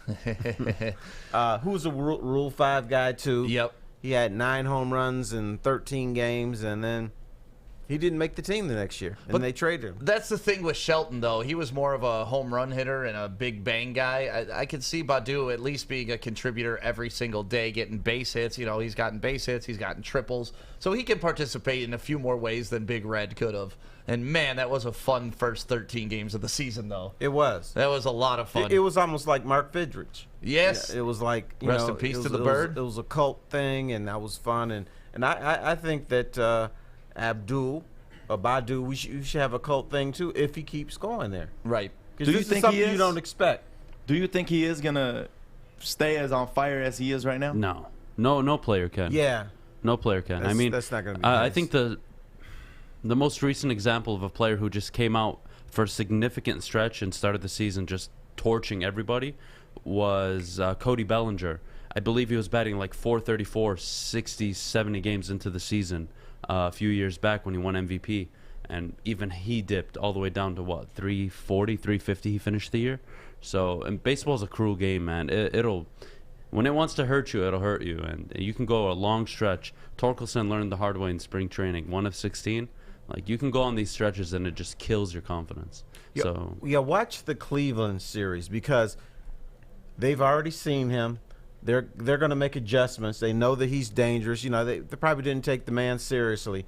Now they're going to in this next series. Mm-hmm. If he goes 1 of 12 or something like that, then okay, maybe they caught on to his ass a little bit. But if he goes 6 of 12 or something like that against him, it's like, okay, he's still rolling. Teams will need more time. They need to figure out his hot zones in the plate, where he likes to get his hits, where he doesn't. And you're going to pitch around him. Just like with any good hitter or any streaky hitter, you're going to want to pitch around them. So, right, it's just sort of like pitchers that you see for the first time. Right. It's like some doof that I never heard of comes in here and shuts out the Tigers on 3 hits. Where did this come from? It's because they don't know him. Right, they don't have a scouting report. And scouting is real big in baseball right now, as a lot of people know. But then you see the guy the second time, you just light his ass up. We got to give a shout out to everybody from Let Them Play, that group that's supporting all the Michigan high school students getting back on the court. That we were out at that rally earlier this year, and we talked about it a little earlier in the show with the CDC now wanting to shut down indoor high school sports. I know you've been very cautious with COVID, and your wife is. You call Dr. Fauci. Dr. Fauci. She is Dr. Fauci, yes. But overall, when these spring sports get going, are you comfortable with these kids playing and getting out there and participating? Well, yes, they're young, and I understand the younger people are at a higher risk of getting sick, but I don't hear many of them dying or getting, deathly sick, ill. They just kind of shrug it off and move on. So I am fine with it, because there's so much at stake. There's scholarships at stake. There's school pride at stake, and I think if you're smart, you can get through this in a way. I think the reason our cases are up, people are like, okay, it's done. They're relaxing too much, and our cases are going up. But if you're smart, and a little bit cautious, I think you can get through this, and I think the high schoolers can too. Yeah, especially the outdoor sports, like baseball. It's tough to pick up something when you're in the outfield with 3 other people. Right. I had not a major one, but a minor tiff with the wife. She didn't want to send my son. I got him tickets to the second game of the season at Comerica, so he went with his friend, and then she, pitched a little bit of a bitch, and I said, look. Where is he safer? Is he safer in the dorm, or is he safer with 8,200 people in an open-air 40,000-seat stadium? What'd she say? She said, hey, maybe you're right this time. What? You got you're right? I got Dr. Fauci. She's even loosening up. Baby. Oh, man. Getting a you're right from your wife is probably it's closest thing to winning the lotto. It doesn't happen very often. It's like getting struck by lightning. So congratulations on that. Good job. And Terry. I had held her at gunpoint too. Oh, so. well, other than that also helps. Yeah. Yeah. Fish, what do you got to say, buddy? Does she know you're here? Can you tell her that you're coming here now, or does she still not know? I did not tell her. It's only because I forgot. Dang, Okay. Fish is a snitch. Yeah, Fish about to text her right now. No, it's not a stitch. I'm very know his new curious. name. Yeah, Hustle and Flow. Is that what you call Fish? Yeah. Have you seen the movie Hustle and Flow? Yes, and I know where you're going with this. He's the white guy that you don't think is going to be real cool and everything, but he is. Oh, yeah. He's Hustle and Flow. Have you seen the documentary on White Boy Rick? That's out on Netflix right now? I have not. I know the guy that did it. Really? Yes. We'd love to have him on to talk about it. It was a great documentary, but that's kind of what Fish reminds me of, just this unassuming dude that could be running a whole cocaine pen. Yeah, that's I think that's date night Friday. He's locked up, but in Florida, I believe, for grand theft. No longer Florida man. No longer in Michigan for drugs. Right. But that's going to be date night Friday watching that documentary.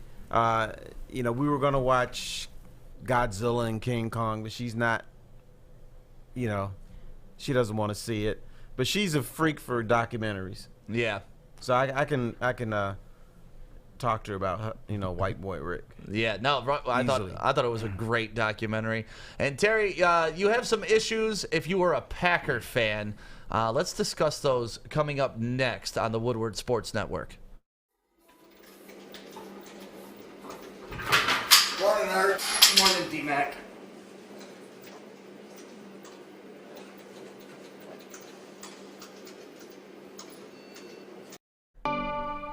Welcome back to the Morning Woodward Show on the Woodward Sports Network, Detroit's all-digital sports network. Thank you to everybody that's commenting, dropping some stars on Facebook, watching this on YouTube, Twitch, and Twitter, and everywhere that you can find us at Woodward Sports. We appreciate you. And TerryFoster.com. No, I'm just joking. Oh, no, it's fine.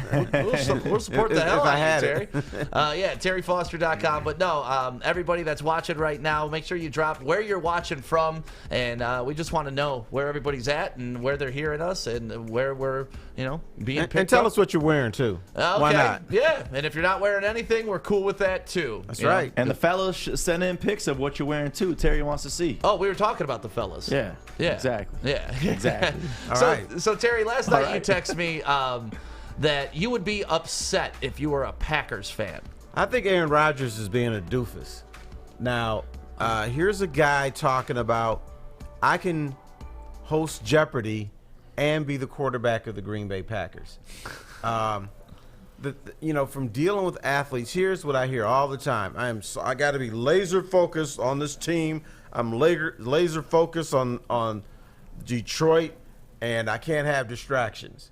So this dude is going to. I don't think he's going to do Jeopardy from Green Bay. No, he's going to have to fly somewhere, do the show, come back for practices and everything. I think that will distract him to the point where Aaron Rodgers won't have an MVP-like season if he tries to do this. Do you really think he's going to do Jeopardy? He was trash when he was hosting. I think if he gets that opportunity, the Packers are going to step in and say, dude. I mean, if he keeps blowing NFC championship runs, then yeah, maybe he should be a host of Jeopardy instead of blowing games. There's Atomic Bomb over there. Gets right to the point. I totally respect him doing this because, I mean, he's probably on his tail end of his career. That's no secret right there. But you look at this guy still being the Aaron Rodgers who he is, and everybody's like, all right, this guy's brand is still up there.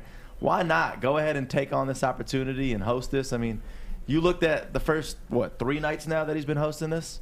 It is not that entertaining, but why not? Yeah, here's my Aaron Rodgers impression. Welcome back to Jeopardy. I'm Aaron Rodgers. Right. Thank you, Johnny. Jill, you're leading right now, and you control the board. Where are we going? Oh, Matt, why are we kicking a field goal here? I really think that was the only go funny for part it. on there when the guy brought up the field goal. When the dude trolled him. Right. What's up, Fish? He's only doing 10 nights, so I he's know, only but a guest he's saying host. he could do it forever. Who, Aaron Rodgers? Yeah. Well, he's obviously losing his mind. Yeah, he could do 10 nights of Jeopardy, more playoff wins. Must be the hits that he's been taking. But, you said he's on the tail end of his career, but he's not the quarterback of the Detroit Lions. Right, When you're on the tail end of your career with the Lions, you have nothing to play for. When you're on the tail end of your career in Green Bay, you're still trying to play for championships or blow championships or whatever. So the fact that he's thinking about trying to do 2 things, it would leave a sour taste in my mouth. When Andre Drummond was trying to say that. Really? Is that where you're going to? Yeah, when Andre Drummond was here, he was trying to be a DJ and a rapper more than he was trying to be a basketball player. But that's self-awareness. I don't think that's anything to what Aaron Rodgers is doing. No, but it's the Andre same Drummond thing. realized he can't shoot. He can't shoot free throws. He has no post game. He can't grow into any of that shit. So he's like, fuck it. I'll just get rebounds and DJ on the side. Yeah, but you can do putbacks. But that's the whole thing. Like, if you're a professional athlete, focus on your craft, and you can do all this after. Because if Aaron Rodgers is at the end of his career, use this as your audition tape, and now you got it in 2 years when Jordan Love replaces you. Yeah, it's true. But, however, But why would you be pissed as a Packers fan? Because That's what I want to know. I don't think he's double dipping, and he's not going to put in to his main craft, which is being the quarterback of the Green Bay Packers. I mean, how much time does it really take to host Jeopardy? Let's be honest. Oh, my God. Getting there is the main thing. I'm sure they're gonna make it work somehow to where he could just go out and Let's say 3 hours of prep. What's he gonna do? Like and a 4-hour flight. Star Trek, and they go bloop. Teleport do that. Hey, as Joey. Aaron Rodgers, you never know, they might be able to do it. Joe, you got 3 hours of prep, let's say, and then doing the show. That's 4 hours. There ain't no hours of prep for him. He's Yes, walking there there is, reading man. a Yes, there teleprompter, is. doing a No, shitty that's job. not how it works. But that's what we're saying. For him to do it right and this to become his full-time job, Right. he's going to have to put in the work. And then when you do that while you're trying to be a professional quarterback, not enough time in the day. No, you can't handle it. Honestly, I bet you there's things in his contract that prohibit him from doing that. And keep your mouth shut. Don't say anything like that. don't be a doofus. Yeah. It takes stuff out of me just driving here. Let alone he'd have to hop a flight from Green Bay, and there's no nonstops from Green Bay anywhere in the world. So he'd have to connect somewhere unless they gave him a private jet. Go to L.A., 3 different time zones, work, come back, practice. 3 different time zones. You're going to be spent. You won't even know your name. Hey, I'm okay with that, though. It benefits the Lions, so that's okay. I want to see a new Jeopardy host, like somebody that's going to take the mantle for Alex Trebek. Why don't you do it? I would love to do it, but I'm not that smart. Buzzy was the guy that I would want to host. Dude, you don't have to be smart. They got all the answers right there. All you got to do is read the answers. Yeah, and you be just gotta with have it. a You're with good it. voice. Yeah, but I don't know. Alex Trebek, you could tell not only did he know the answers, but he knew the pronunciations. He knew everything. I'd be up there trying to read some French word and sound like some jackass. You don't have to be Alex Trebek. Whoever replaces him is not going to be Alex Trebek. Thanks, Johnny Gilbert. See, I can do that. You should do it. I'll try out. Let's do it. Let's start a stick to Jeopardy. I would love that. A GoFundMe? GoFundMe. Yeah, I'll go out there and I'll just beat up. Here's what I'll do. I'll Nancy Kerrigan, Aaron Rodgers, and I'll take them out, and then I'll go host Jeopardy. Then I'll play quarterback for the Packers and throw the season for the Lions. What's worse, Terry? Done. Or what would you be pissed more? As a Lions fan with what you've seen over the last 10 years, or as a Packers fan watching Aaron Rodgers deliver multiple NFC Championship appearances and I believe 0-3 in those 3 games? I'd be more upset with the last 60 years of Lions football. Well, I just said the last 10. No, I know that, but I run into young guys like you all the time who says, man, the Lions have really sucked the last 5 years, or they've really been bad the last 10 years. I'm like, dude, how about the last 60 years? I mean, my dad blames me for the Lions being shit. I was that's born in right. 94. That's right. He's mad at you. Yeah, I was born in 94, so ever since then it's been pretty downhill. Okay, you should have been born in 61 then. That's when it all started. Then don't give me shit when what was the discussion we had about our kids if we're gonna raise them as Lions fans? You're damn right. They're gonna suffer just like I did. Fuck that. Well, I'm gonna give you shit for that, dude. Don't subject your kids to that ever. I don't know. My dad put me through it. It's a good life lesson. That's what you're doing. Teaches loyalty and really just loyalty. It teaches you about patience. You think it's child abuse? It teaches you patience. It teaches you to be humble. It teaches you can't always win at everything in life. Baby boy doesn't teach you patience. Patience means you got to wait a long time for something that's eventually going to happen.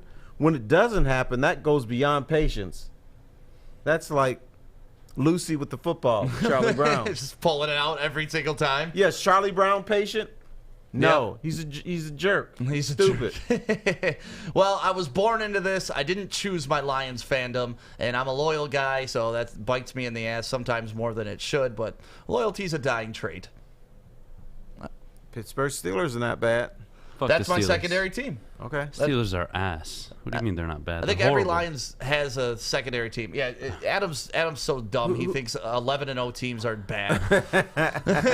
I wasn't that dumb, actually. Yeah, no, because they lost in the playoffs. He was No, right. they that lost 11-0 5 of their wasn't last right. 6 games, Yeah. and they crashed out of the playoffs to a Cleveland Browns team that they shouldn't have lost to without their head coach. So, Playoffs. Playoffs? Didn't happen around here. No, hasn't happened around here. Another thing you wanted to talk about is Rocket Watts leaving Michigan State. And then, of course, yesterday, Mike Smith announced he was leaving University of Michigan to pursue the NBA. Yeah. Rocket's entering the transfer portal. He's trying to go play ball somewhere else. Smith, I don't think he's going to make it in the NBA. No, we used to talk about, it's always been a dream of mine to play in the NBA. Mine too. All right, dude, I got as much chance as you do for playing for the Oklahoma City Thunder or something. Right. And for real, where is Rocket Watts going to be able to transfer over to? Oakland Community College? Like, that dude was not a good ball player whatsoever. But he had his moments. Yeah, but the moments weren't enough moments. To be a successful basketball player, you got to show consistency on the court. Even when they were playing trash teams, Rocket Watts was out there as trash. Well, here's the deal with Rocket Watts. They kind of put him in a position where he wasn't natural. He was a point guard in high school, and then they tried to make him like a 2-3 guard at Michigan State. And what Tom Izzo said when he announced his transfer is that because of COVID and not having time to learn the new position and get familiar with it, that's what really held him back. But that being said, he's probably never going to be a point guard at Michigan State, so they want to let him go play his natural position. Yeah, you go step down. Mid-majors. Yeah. You don't have to be as talented. The game is different. But, Michigan State, and this is unfair to Rocket Watts, they become good in April, May, June, July. That's when they throw on the shoulder pads and do all that little silly stuff. That's where Izzo toughens them up, and that's where they really learn the game. That part was all missing for them. Excuse me. So Rocket Watts was at a disadvantage. The whole team was at a disadvantage. That's why you saw so many inconsistencies with them. But then you saw signs of them being good. It's because the talent sometimes would flow up to the top, but their base was never there. Their base of Tom Izzo being tough on them and they soaking it in never materialized. Another thing that never happened that usually happens with Michigan State teams is players never learn to be leaders. They never learn to police the locker room. Back in the day, Martin Cleaves, as they call him, and a lot of the other guys, they policed that locker room. So Tom Izzo, when we saw him being an ass in that game, he didn't have to be the bad guy, because by the time he got to players, his other players had already cleaned it up. He had already cussed this dude out and said, we don't do that here. But now Izzo had to be that guy, and now we're like, oh, the game has passed him by, and he's no good, and he's mean to his players. Yeah, I want to ask you about that, because I don't think we really discussed that specific thing, because it's been a kind of a debate around here. You got the old school guard that's like, that's just how coaches do. They're allowed to grab players and treat them like that. And then you got the young guard like, hey, listen, you got to respect a human as a human. If you start grabbing your players like that at halftime, there's better ways to handle it. So where are you in that? Do you think it's like, okay, the Bobby Knight style is still relevant today, or do you think that should just be completely washed? I didn't like what happened, but I understand the culture of that team. That's just the way things are. But it's only good culture when you're winning. When you get knocked out of the play-in game and you're gripping up your kids, you're not getting the results. Sample size, that's 1 year. Okay. The last time they played basketball, they were in the Final Four. The last time they played basketball, they won the Big Ten championship. So now we're looking at a 1 year, or I'm going to call it a 1 year gap. I'm going to blame more of the fact that Izzo was unable to instill toughness in his players and instill that base that they need to be a great team. When you look at Michigan State over the years, they don't recruit like Duke or Kansas or North Carolina. He develops talent. He makes these guys angry. He makes these guys think that the whole world thinks they suck. And so that is a motivator when you go to Michigan State, either in basketball or football. Right. See, but Rocket Watts, I remember when he was playing at Old Redford Academy in Detroit, and I was at that game, and actually Izzo was at that game. That's the first time I've ever seen him. Did you guard him? Rocket, I wanted to. Oh, okay. Rocket was such a star. So this is one of those players coming out. I mean, he played there. He played AAU with the family. So it's like this guy's high school career transcending, but then he goes to play college ball, and he was good early on in his career, but this last season, I don't know what happened to him. I think Terry just explained it pretty well, what happened, not just to him, but to a majority of the Michigan State players. And if you just want to go by this 1 year of Michigan State and judge Tom Izzo on that, it's very ridiculous and just childish. If you judge Tom Izzo by his whole body of work, this will probably more than likely end up being a blip on his resume, and they'll probably bounce back next season. Yeah, I don't know, man. It may be a blip on his resume, but that visual of him holding onto a jersey while the player's walking away, to me, signified maybe the beginning of the end for him. And I know, like Terry said, great points when they played last time, and it's not like Tom Izzo forgot how to coach, but that moment just screamed desperate to me. He grabbed his arm, turned him around, and the player was just like, listen, I don't respect you. Because they weren't on the same away, page. And then he grabbed his jersey, and it was just like, man, if you have to grab a guy's arm, then grab his jersey as you're walking to halftime where you're going to be able to address him anyways, I just thought it was a really weird visual for Tom Izzo. And then they came out, laid an egg, and lost. Yeah, I'm going to quote the great Lion quarterback John Kitna. Ooh, all right. And he warned me. He said, do not pay attention to what happens on the sidelines of a game. The emotions are high. You're not who you are. Weird things are going to happen. And John Q. Public, who's sitting on their couch or sitting on press row where everything is calm, is not going to understand that you're going to go off on a player or a coach 5 to 6 times a game. Right. That's just the way it is. So sports, and I have a philosophy, sports is not the real world. It's not. You don't do things on the athletic fields or courts that you do in real life. Oh, hell yeah. Izzo ever grabbed me like that in real life, we'd have issues. Well, I know, a badass like you beat his ass right there. And there'd be no time, Izzo. Who in real life would you let touch you like that, period? See, but it's different, though. I mean, a coach like that at that level is probably a father figure to you. And I'm sure they have that relationship. I don't know what he came out to say after that little grab. An abusive father, awesome. It's not abusive. I mean, it's just spur of the moment. I mean, you're overlooking that whole situation. Yeah, you see it on camera, but I guarantee you, to your point, Terry, that happens so much more than we see. Yeah, it does. And let me warn you, people, don't overreact to what happened this past season. Some pretty good coaches are being fired. People are making a lot of organizational moves. They're changing personnel and everything. And this was a fluke year.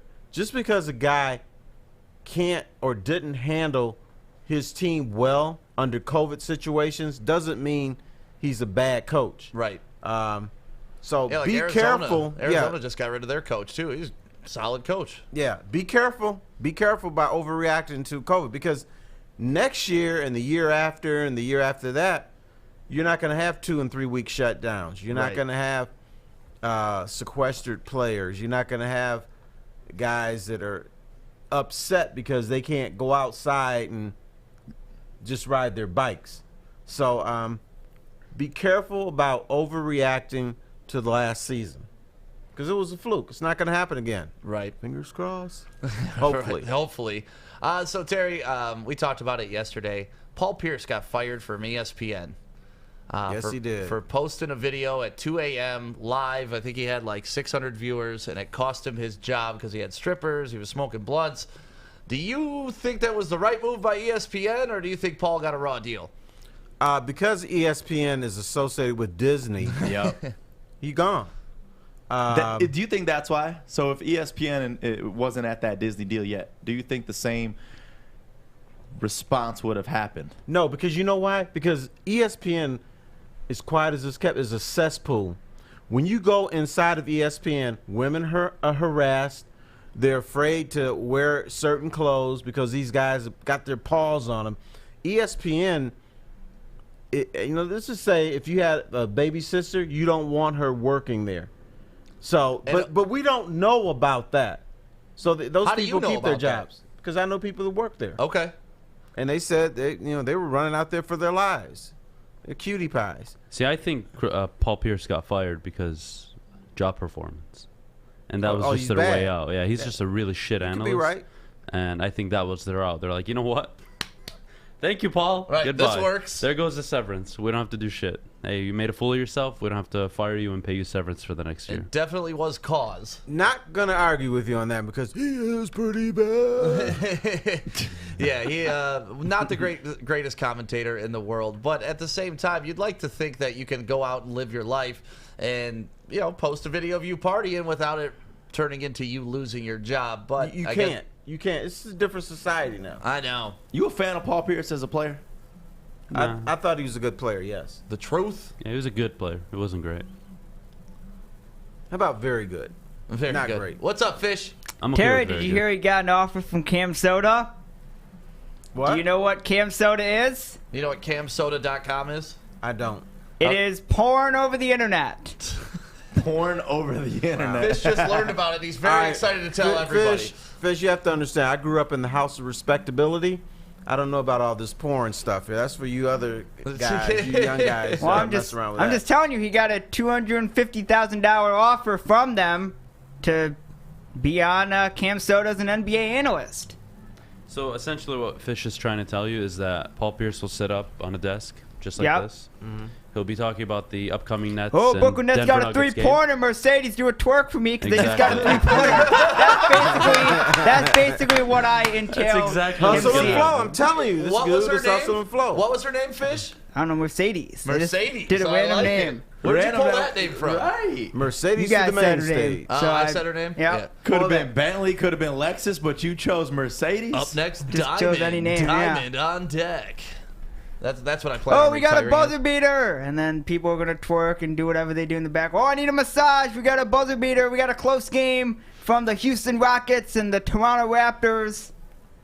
But you know what? It would be a mistake for them to pay him $250,000. Yeah. Now, at first, you would get people, viewing it because, okay, it's Paul Pierce on this bullshit website I never heard of. But at some point, here's what the public does. The public is like, okay, you're not entertaining me. You're bad. Psst, I'm out. Right. Oh, it's a good publicity That's stunt. what would happen. But publicity only lasts for so long. See, but that publicity, though, we talked about this yesterday. NCAA March Madness, with obviously COVID and being in its own little bubble in Indianapolis, Cam Soda came out to offer free subscriptions to all players that are a part of the March Madness. So that right there was publicity that was all nationwide headlines. And now with this one, it's taking it to the next level. So, I mean, $250,000, yeah, that's a lot of money, but the publicity they're getting on this, I'm sure, is leading to some subscriptions that are covering that expense. I mean, we've talked about it like 8 times. No, it is, but if the product sucks, right, people leave. The product ain't Paul Pierce. The product is the strippers and Mercedes, as Fish says. No, the product is going to be Paul Pierce because every time you turn on that network or whatever it is, even if he's not on there, you'll think, oh, this is Paul Pierce's network, and he sucks. And I'm sure the other people on there are probably not as talented as Paul Pierce. Yep. If they're smart, though, they have this show live streaming, and then they have it to where you could easily tag onto who these dancers are in the background, because people ain't there for Paul Pierce. They're trying to see who that is in the background and then see more. I mean, I think we should just steal the idea and start doing our show from 8 Mile. That's a great idea. I think strippers on this show would work. Really? Appreciate that. On On the Thursdays desk, with Terry? on the desk or I behind? don't care where they are. Put them somewhere. No, I think we got the vibe, man. We could definitely do that. I heard you could pull it off. I can. Actually, well, then you can. Why aren't you? When I used to do a night show here in Detroit on a local radio station, I used to do a bit called "Are You Smarter Than a Stripper?"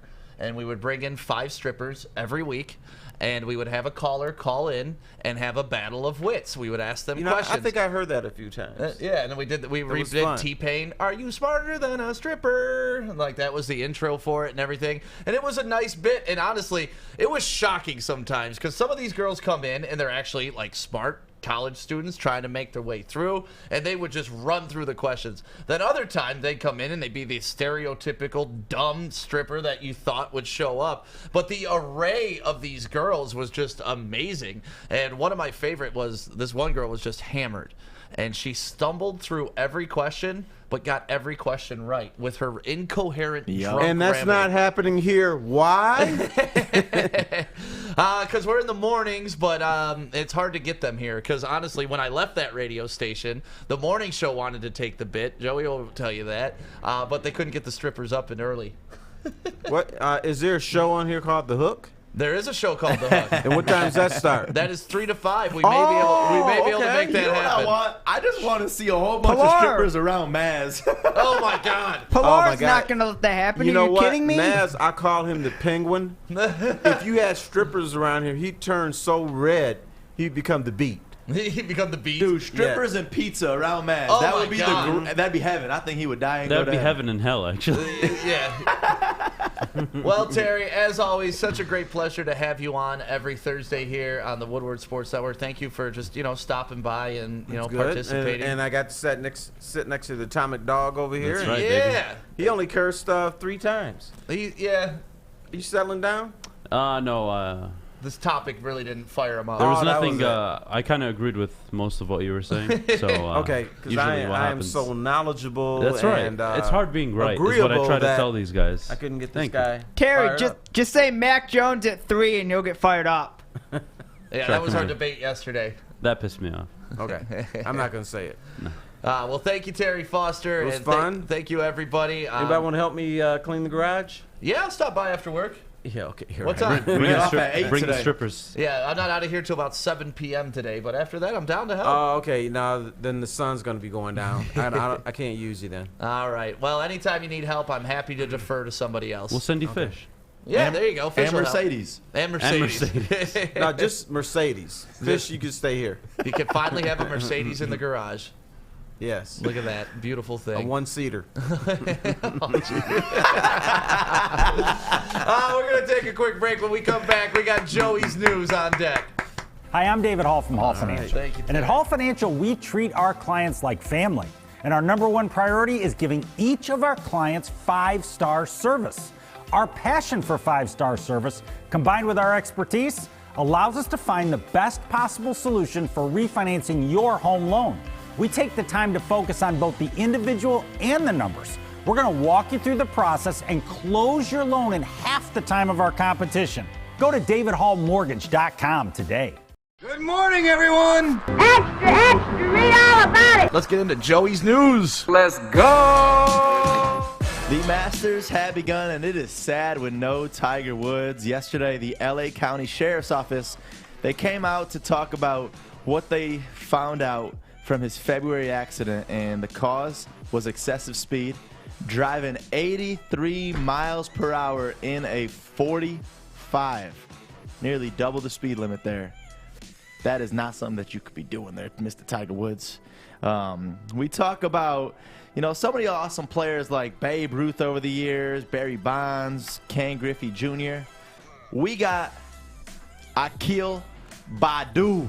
You're already putting him on that level. Akil Badu, based off of his performance. I'm not putting him on that level. I'm just saying as far as excitement to start this career.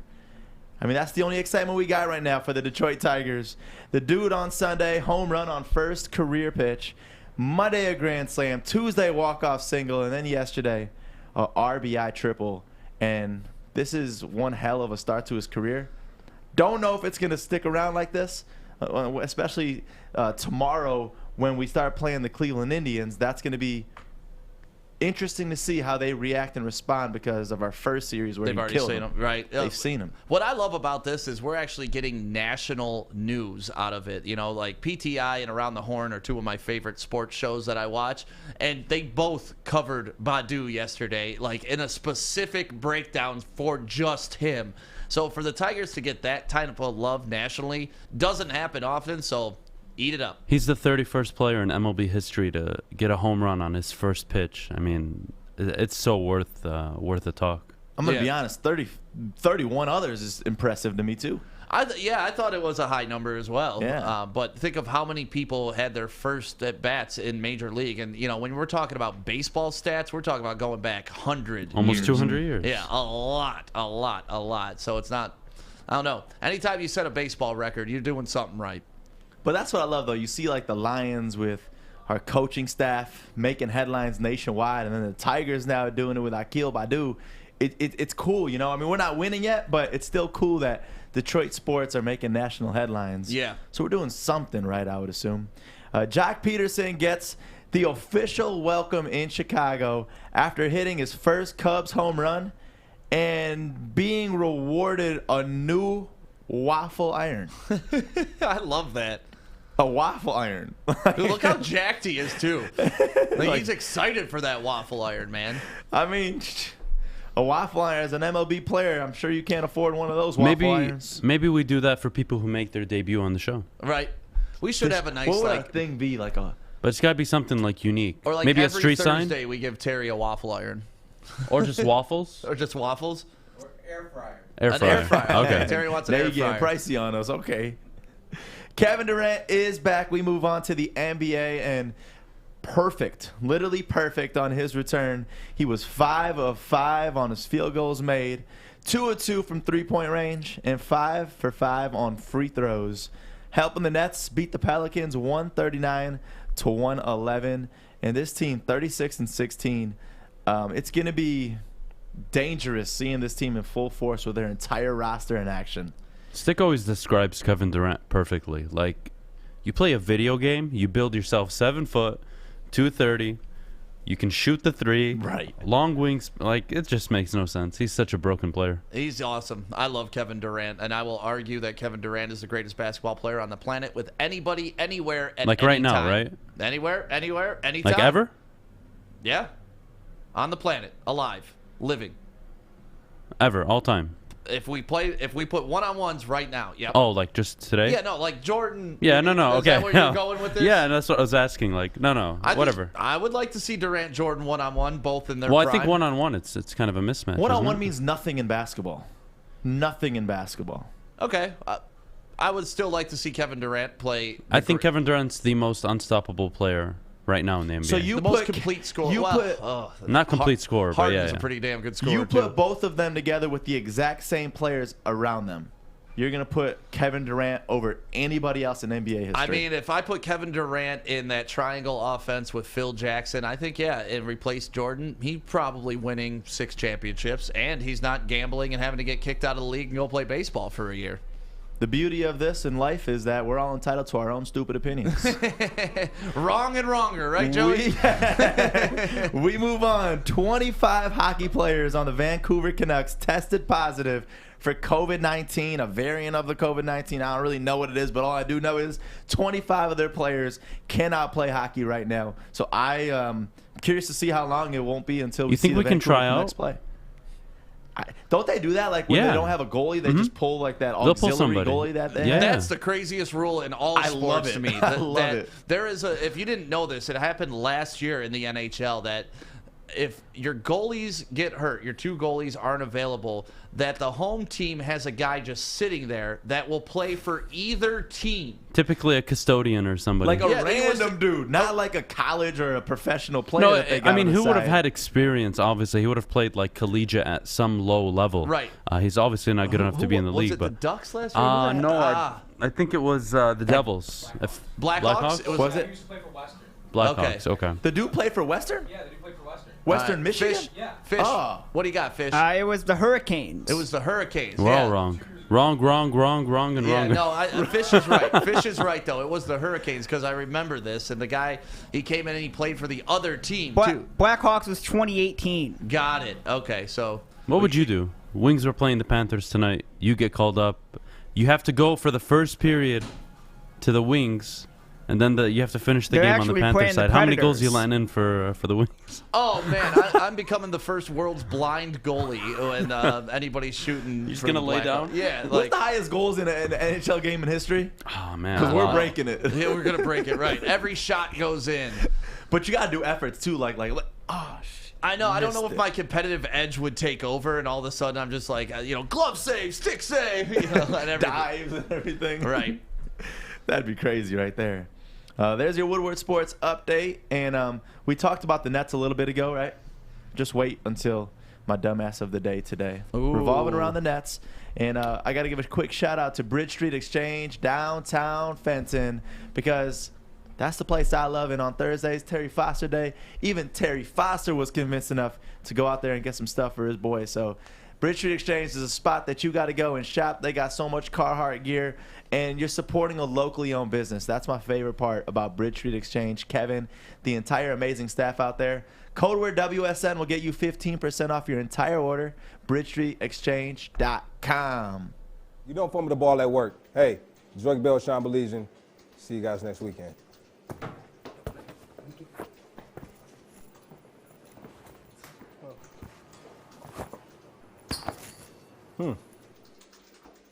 Thanks, mate.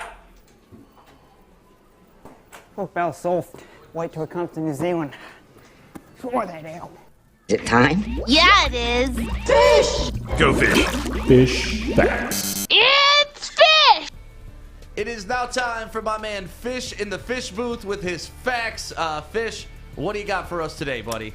Oh boy, it's Thursday, and I love Thursdays. One more day for the weekend. Yes, it is one more day to the weekend. Love me some Thursday night football as well. Yeah. Anyways, we Can't moved wait for to Thursday night football tonight. I watched them this morning. We moved to basketball, where it is Chris Paul.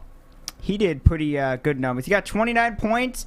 He got 16 in the fourth quarter in overtime. He's averaging most points per game, assists per game, field goals, and free throws since his Clipper days at age 35. Wow, nice. So he's age 35, by the way. I think the and perception he's- of Chris Paul has changed over the last 4 years. Just his ability to go into new teams and instantly make them better. It's been impressive with the Thunder and the Suns now. You.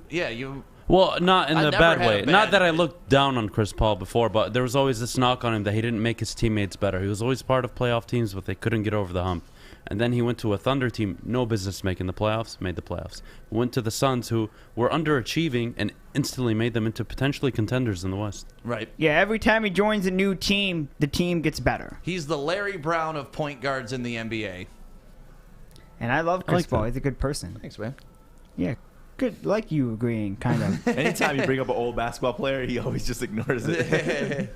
All right, Fish. Well, I ignore it because I don't know who it is. You don't know who Larry Brown is? No, I know who Larry Brown is. Okay, I was going to say, you're fired. Well, that's fine. I've been fired multiple times here. The Nets, they first team this season with 10 games, scoring 130-plus points. Not a big fan of that. I mean, Yeah, that's you a good love record. low-scoring games. I do love low-scoring games. I'm just a fan of defense. Yeah. I don't want teams chucking it up like 55 three-pointers in a game. That's going to be the new record. They have the greatest offensive rating in NBA history as well. Wow. I mean, they have the greatest offensive team that you could assemble. I mean, you got Kevin Durant, you got Kyrie Irving, James Harden, LaMarcus Aldridge, Blake Griffin, bum-ass Blake Griffin with his fake-ass injury. But yeah. Yeah, well, Blake Griffin could do something in the playoffs, maybe. No? Okay. Fish, stop talking bullshit. Well, All he right, could. what's And your next also, fact, Mac Fish? Jones could go 3. What's your next fact, buddy? Today is April 8th. Almost lost. April 8th. We had an NFL draft that happened on April 8th. 1943, long time ago, and it was the Lions. Lions had the first pick. They picked Frank Sinkwich from Georgia, and I actually looked up to see if he was any good, and he was actually really good. He was the NFL most valuable player in 1944. He was a Lion from 1940 to 44, so that meant he got the award for being on the Lions. So Lions had some good moments. He was the second two-time first-team All-Pro. He's a national champion in 1942, Heisman Trophy winner. So he did very good stuff. What position did he play? He played, I don't know what position he played, but he was very good. He was Georgia Bulldog. He went to college for the Bulldogs. He was a running back. Running back? Running back, yep. Bulldogs, he wore number 21. Nice. And they retired his jersey. So if you try to use 21 at Georgia, well, you can't. Because they've got that sealed up. And we move to baseball. The first ever game in Canada was played back in 1969. The Expos beat the New York Mets. And Shea Stadium also opened up. So good stuff for Canada. Nice. Well, thank you, Fish. We have Tiger Woods back in 2001. He won the Masters. It's Masters week, so we got to do a Masters fact. He won the Masters. He got his second Masters and 6th major title. Well, congratulations. And last one, birthday today. No weddings, sorry. Birthday. You guys got any guesses? 1986. He's a baseball player. He threw a perfect game. Is he playing right now? If he was born in 86, probably. Yes, I think so. He's Kershaw. he's either playing right now or he he's too just left. I don't know. Who is it, Fish? You want a hint? Yes. Mariners. Mariners pitcher? Seattle Mariners pitcher. No, Randy Johnson. Randy in Johnson. the 70s. Yeah. He's either playing right now or Efron? he retired super recent. I think he's playing right now. All right, just tell us. I have Felix no idea. Hernandez. Yeah, Felix Hernandez. Yep. Yeah, Felix Hernandez. That's That the was my guy next right guess. there. And I watched him pitch a perfect game a few years ago. It was very cool. Yeah, I liked when they did the World Baseball Classic and he played for Venezuela. I love when they do the World Baseball Classic. Yep, coming up again in 2025, I believe. Thank you, So, Fish. big Well, fan. those are the Fish's facts. What's that? Those are the facts. Boom. Oh, I like that. Is that how you're going to finish this from now on? And those are your facts. Yeah, sure. Those are my facts. Perfect. There Thank you you, go. Fish. It is now time for Joey's Dumbass of the Day. You going to do this, Joey? Oh, I do ain't it, gonna Joey? get my video? You want the video? Oh, yeah.